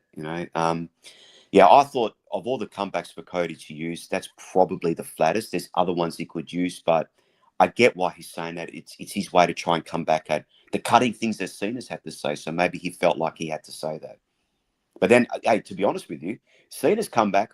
I don't have to I don't have to out wrestle you, and just like thumb him in the eye. I thought that was a pretty cool comeback. I thought. Yeah, I mean I mean, he still took the crossroads. What do you think about the physicality, as we say, and Cena taking one crossroads and then laying on his back like he just got run over by a steamroller? It's always funny when it's not in the midst of a match how damaging those moves are, but in the midst of a match you kick out at 2 and you make a comeback these days. But anyway, that illogic aside, what do you think?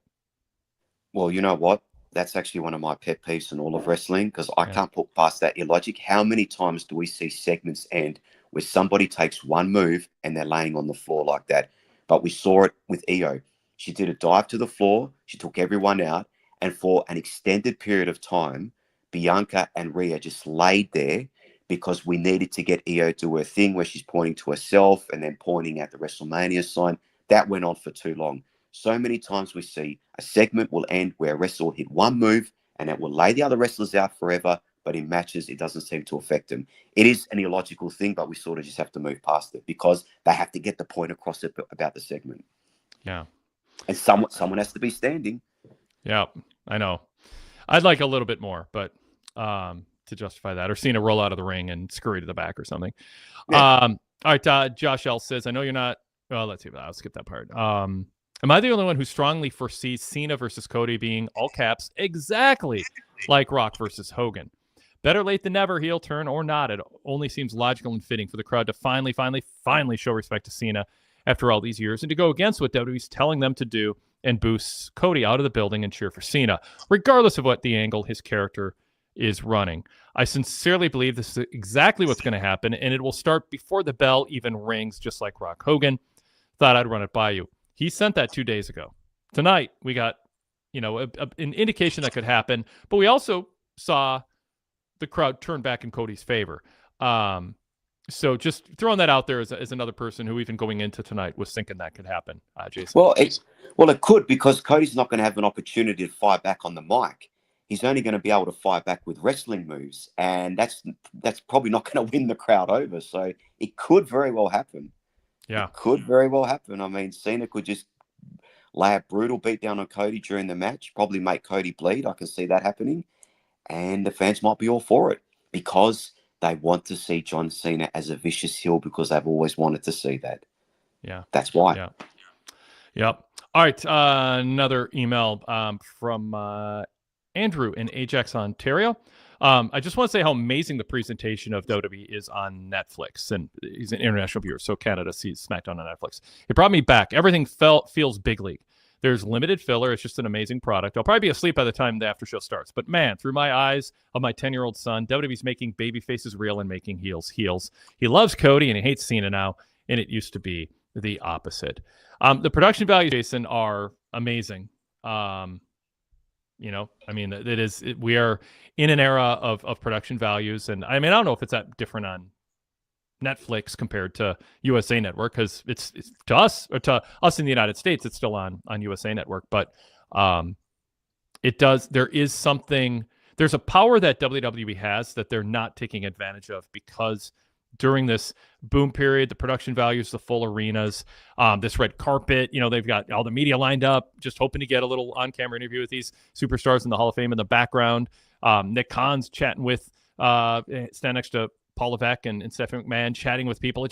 It feels big time, and I do think there's a lot of that audience is willing to be led by the hand in the direction WWE wants them to go, as long as you're in step with what the fans want. Somebody in the chat had said, fans don't want to be told what to do, but you can sway the fans. You can persuade the fans to think a certain way, as long as you listen to them first, and then you go with the people they like, and enhance the aspects of what fans don't like in wrestlers.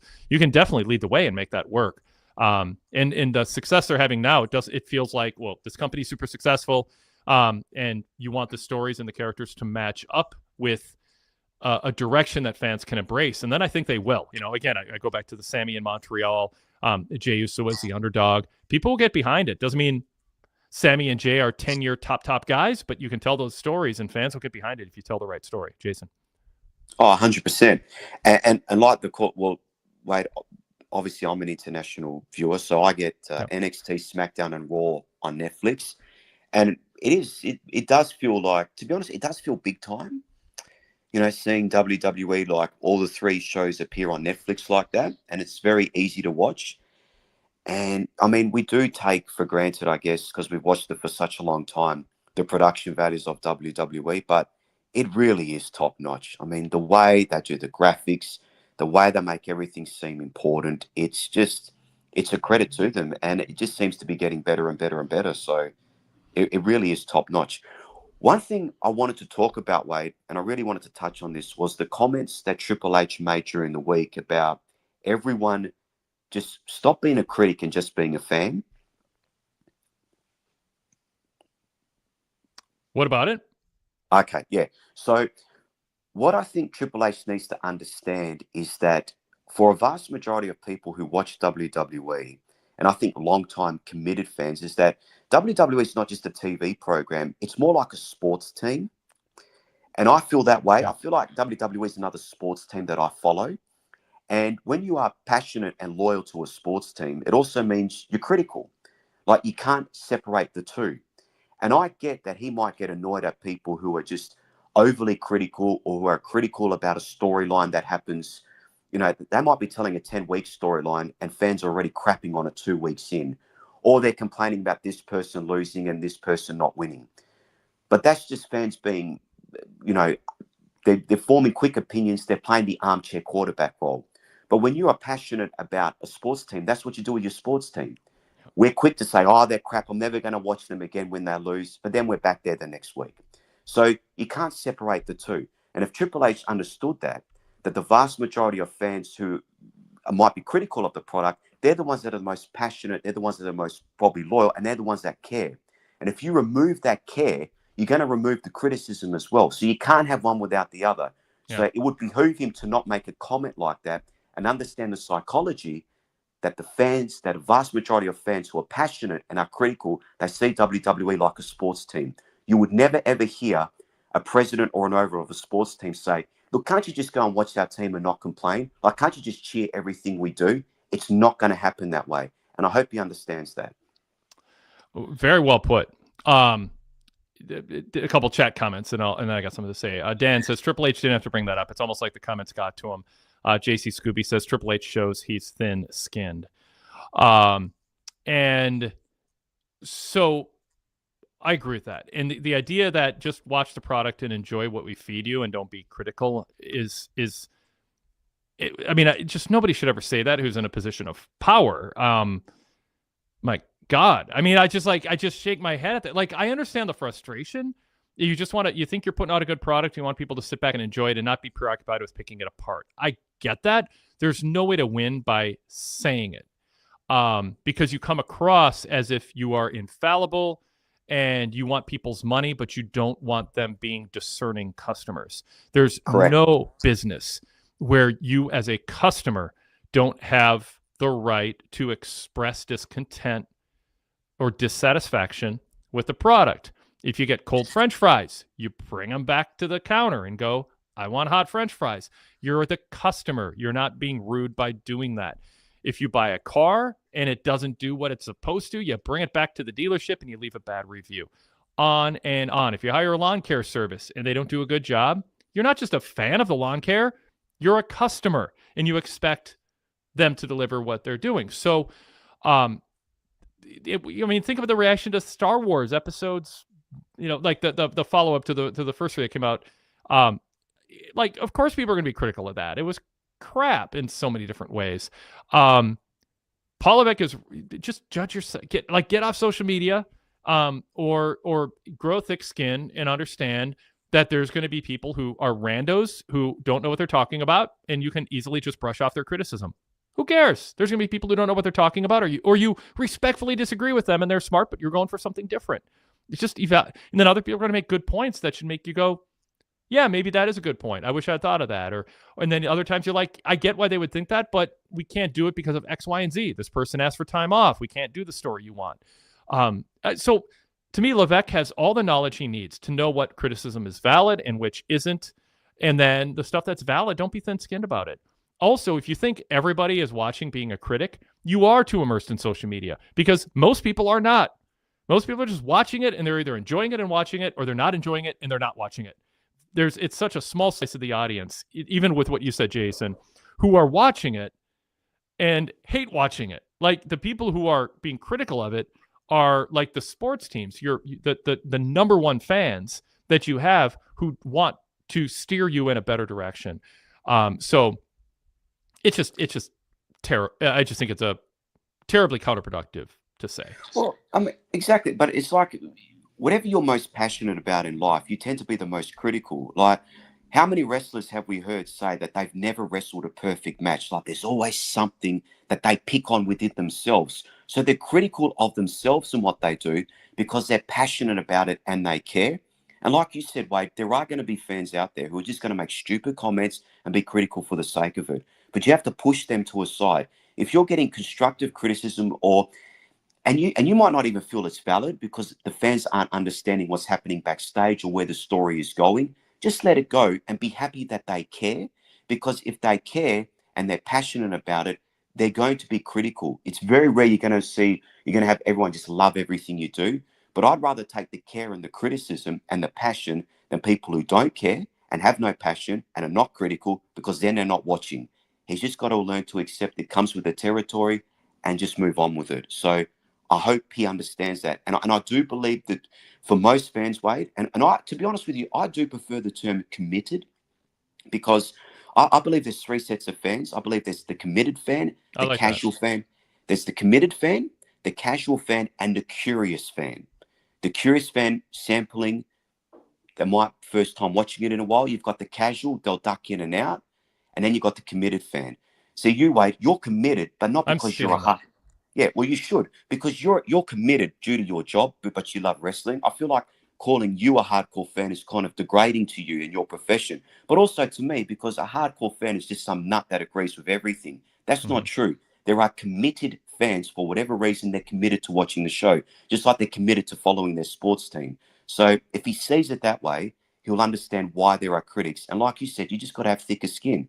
We just can't sit back and enjoy it. We're allowed to have an opinion because we care about it, and we're passionate, and that's all there is to it. Very well put. I like the 3 C's. I like I said, I might adapt that. Sadler version 3 says Triple H's comments came off like he's reading Twitter and Instagram comments like Tony Khan and being sensitive to it. Correct. And Eldred Ryan says it's not just sports. All entertainment has criticism from fans. Like, what makes somebody think they're beyond criticism, and who are you to tell your customers how they're supposed to experience the product? It's just it is a bad look. Dr. Doom says WWE social media is extremely nuanced relative to other mediums. In some ways, wrestling brought people to social media, so to the management of the social media influence has to be very measured. Sadler, you had mentioned in the chat Wild Week on social media. Elaborate. I might have missed out on some things. What's been going on that maybe I haven't heard or Jason hasn't heard? Comment in the chat if you can, and let us know. Well, I know a few things going on, but go ahead, Jason. I think people are referring to, well, obviously you touched on it with Rich, or Triple H's comments, but also, Roman as well. I think there's a few things out there that I think people feel like might be unforced errors or whatnot. So that's what he might be referring to. So bringing a right wing. Or I don't even know. It wasn't real. They weren't super political. What Roman and Triple H said, they just weren't reading the room. That now's not the time to throw compliments to Trump's, being like a heel, like treating politics like pro wrestling, like what's happening with due process and I mean, I won't even go. Todd Martin had a good. I get the point. I get the point they're raising though, but you're right. I get the point what Triple H was trying to make. I know what he's trying to say. When people are being pulled off the street without due process and sent to a foreign prison, and you could make a phone call and get them back so they can go through the due process that this country is founded on, and you can't be bothered to do it, and then you start going, well, maybe he didn't have a perfect marriage, so he deserves to not have due process and be in prison, and now apparently he's not in the prison because of all the public pressure and backlash of people like us outside of the normal political realm talking about it and going, this is absurd, we're not going to put up with it. That is not the week to go, isn't Trump charming? He's like a heel manager or heel wrestler and how he does things. Like, no, he's breaking so many political norms and flaunting not an honor system, but to a degree a process that you have to adhere to in order for this country to function, and he's violating that left and right. And so then it's not reading the room if you act like, oh, let's evaluate something frivolous at a time when he's destroying the world economy and breaking down world order and pulling people off the street without due process. I mean, it's just not the week to talk about his political acumen. You can do that a week after he wins an election, maybe, if you want to, or after he wins a debate, but not when he's making the decisions he's doing that are just, his popularity ranking with swing voters is at an all-time low. And I mean, even the MAGA people are, looking at a lot of different things going, maybe this isn't what we signed up for. So it's like, it's unforced errors. You're stepping in a controversial situation at a time when it's not really the winning team right now in American politics, depending on how isolated you are in your little island of self-affirming bullshit about, the spin on what he's doing. Other than that, and maybe they're in it and they don't realize it. It was bad timing. You want people to support your product and not be political. As I said, Target, caved in on the DEI thing, and Target's audience really liked the Target brand, and now their foot traffic is down. And Costco said no to caving in and capitulating to Trump, and their foot traffic is up for the last couple months. So, WWE, as I said, could be the new Target. I think fans didn't want WWE to be as political and MAGA central as UFC has become, where it's Trump and all these, Ted Cruz, and I mean, it's just like in JFK Jr. You have all these people who are just celebrities at UFC events. People want WWE to be an escapism. I don't want to be talking about this, but when you got Triple H and Roman Reigns talking about it, I mean, we can't ignore that. And obviously, social media isn't either. So it's an unforced error, and they need to, understand there's consequences that come with deciding to go there when they just don't need to. And the Triple H comments weren't overly political; it just wasn't reading the temperature of the room, given the, pretty heinous things that Trump is doing and not doing that he ought to be doing. There you go. Yes. All right. Let's see. That's looking at the.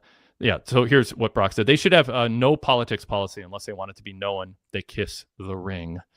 Yeah, I just think, there's people in WWE who are liberal who just feel very outnumbered behind the scenes. Listen, Wade, Jordan was famous for saying, Republicans buy sneakers too. You could easily say liberal people watch wrestling too. Democrats watch wrestling too.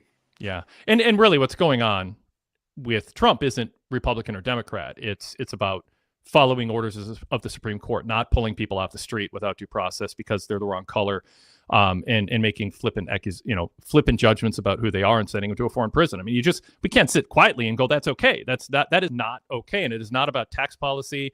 It's not about any of the normal things that where you can have a conversation with your neighbors and your family and your friends who vote Republican or Democrat. This is on a completely different level than politics. This is about human decency and following our Constitution and the structure of our country. And due process and the rule of law are not things to be taken for granted. I think a lot of people thought nothing would happen. Americans wouldn't stand for this, but they voted the guy in twice, and nothing that's happening is surprising if you were paying attention to credible media.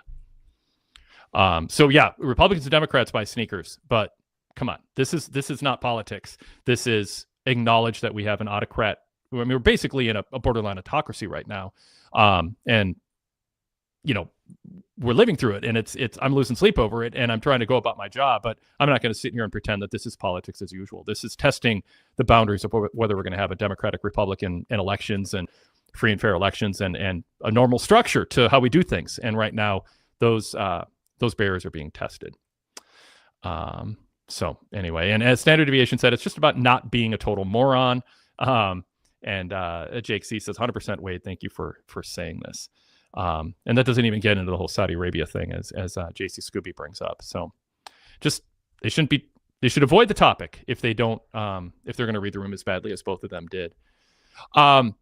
Other things happened on this show, Jason, including the Andre the Giant Battle Royal. To pivot sharply here, I love the vintage footage of Andre that they showed. It was brief, but it's cool because not everybody. I mean, anytime you can trot out that old footage, it's pretty cool. And are you surprised at the outcome tonight, Jason?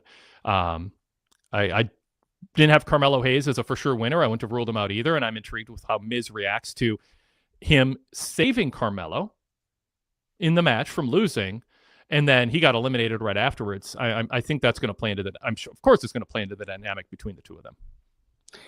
Yeah, I had Karrion Kross winning it. He was my favorite, but I'm happy that Carmelo Hayes won. I love that it came down to him on Andrade as a callback to the great series of matches that they had. For the United States Championship, I thought that was a nice salute to them. And the fact that Miz saved Carmelo, it furthers their tag team. And to be honest with you, I could see this tag team getting over as a babyface team. I think I've really enjoyed the pairing of Miz and Carmelo. I like the dynamic of an established veteran who has credibility with the WWE audience. He's had to work hard to get it, but he's got it, The Miz. People are familiar with him. And whatever he does, he works hard and he puts 100% in all the time. And the fact that it's the fact that this established veteran is working almost for Carmelo's approval in a sense. I think that puts Carmelo over as a bigger star in someone cool. So I like the dynamic. I like the fact that Miz saved Carmelo and that he's shown that he's for him. And I'm intrigued to see where this tag team is going. Ultimately, just having Carmelo play off the Miz is a great thing for him as far as the visual on TV.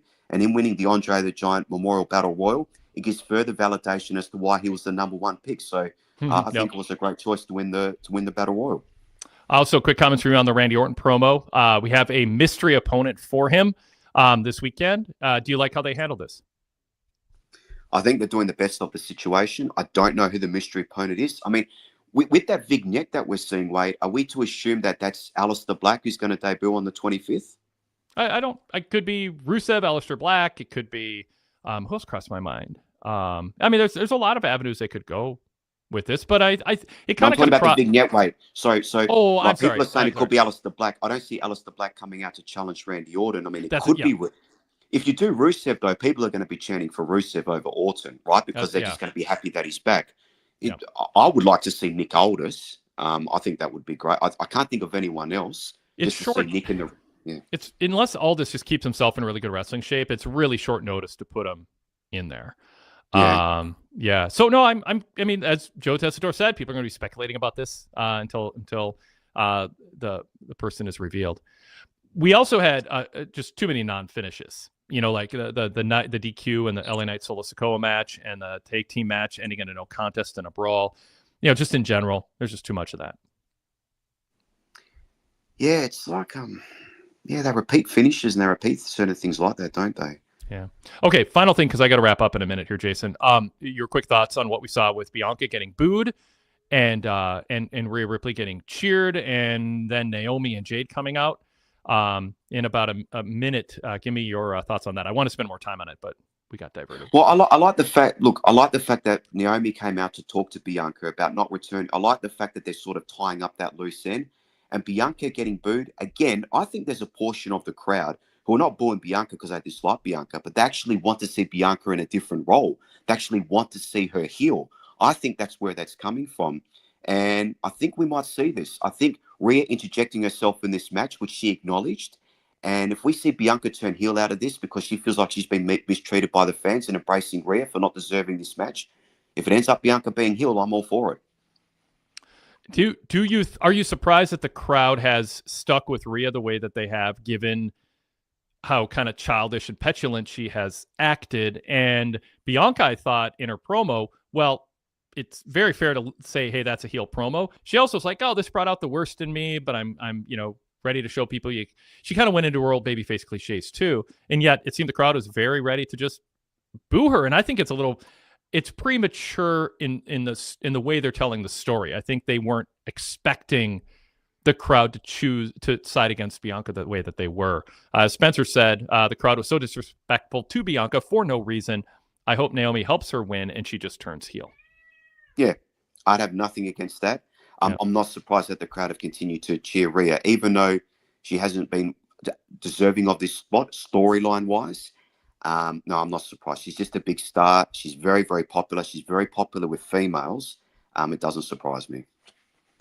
All right, Jason, we'll wrap up on that note. Everybody get on board for our WrestleMania coverage. PWTorch.com/GoVIP for full details on all the VIP options, including unlocking 35 plus years of archives on our VIP site, ad-free access to all our content on our website, and a customizable RSS feed for all our current content and our flashback shows.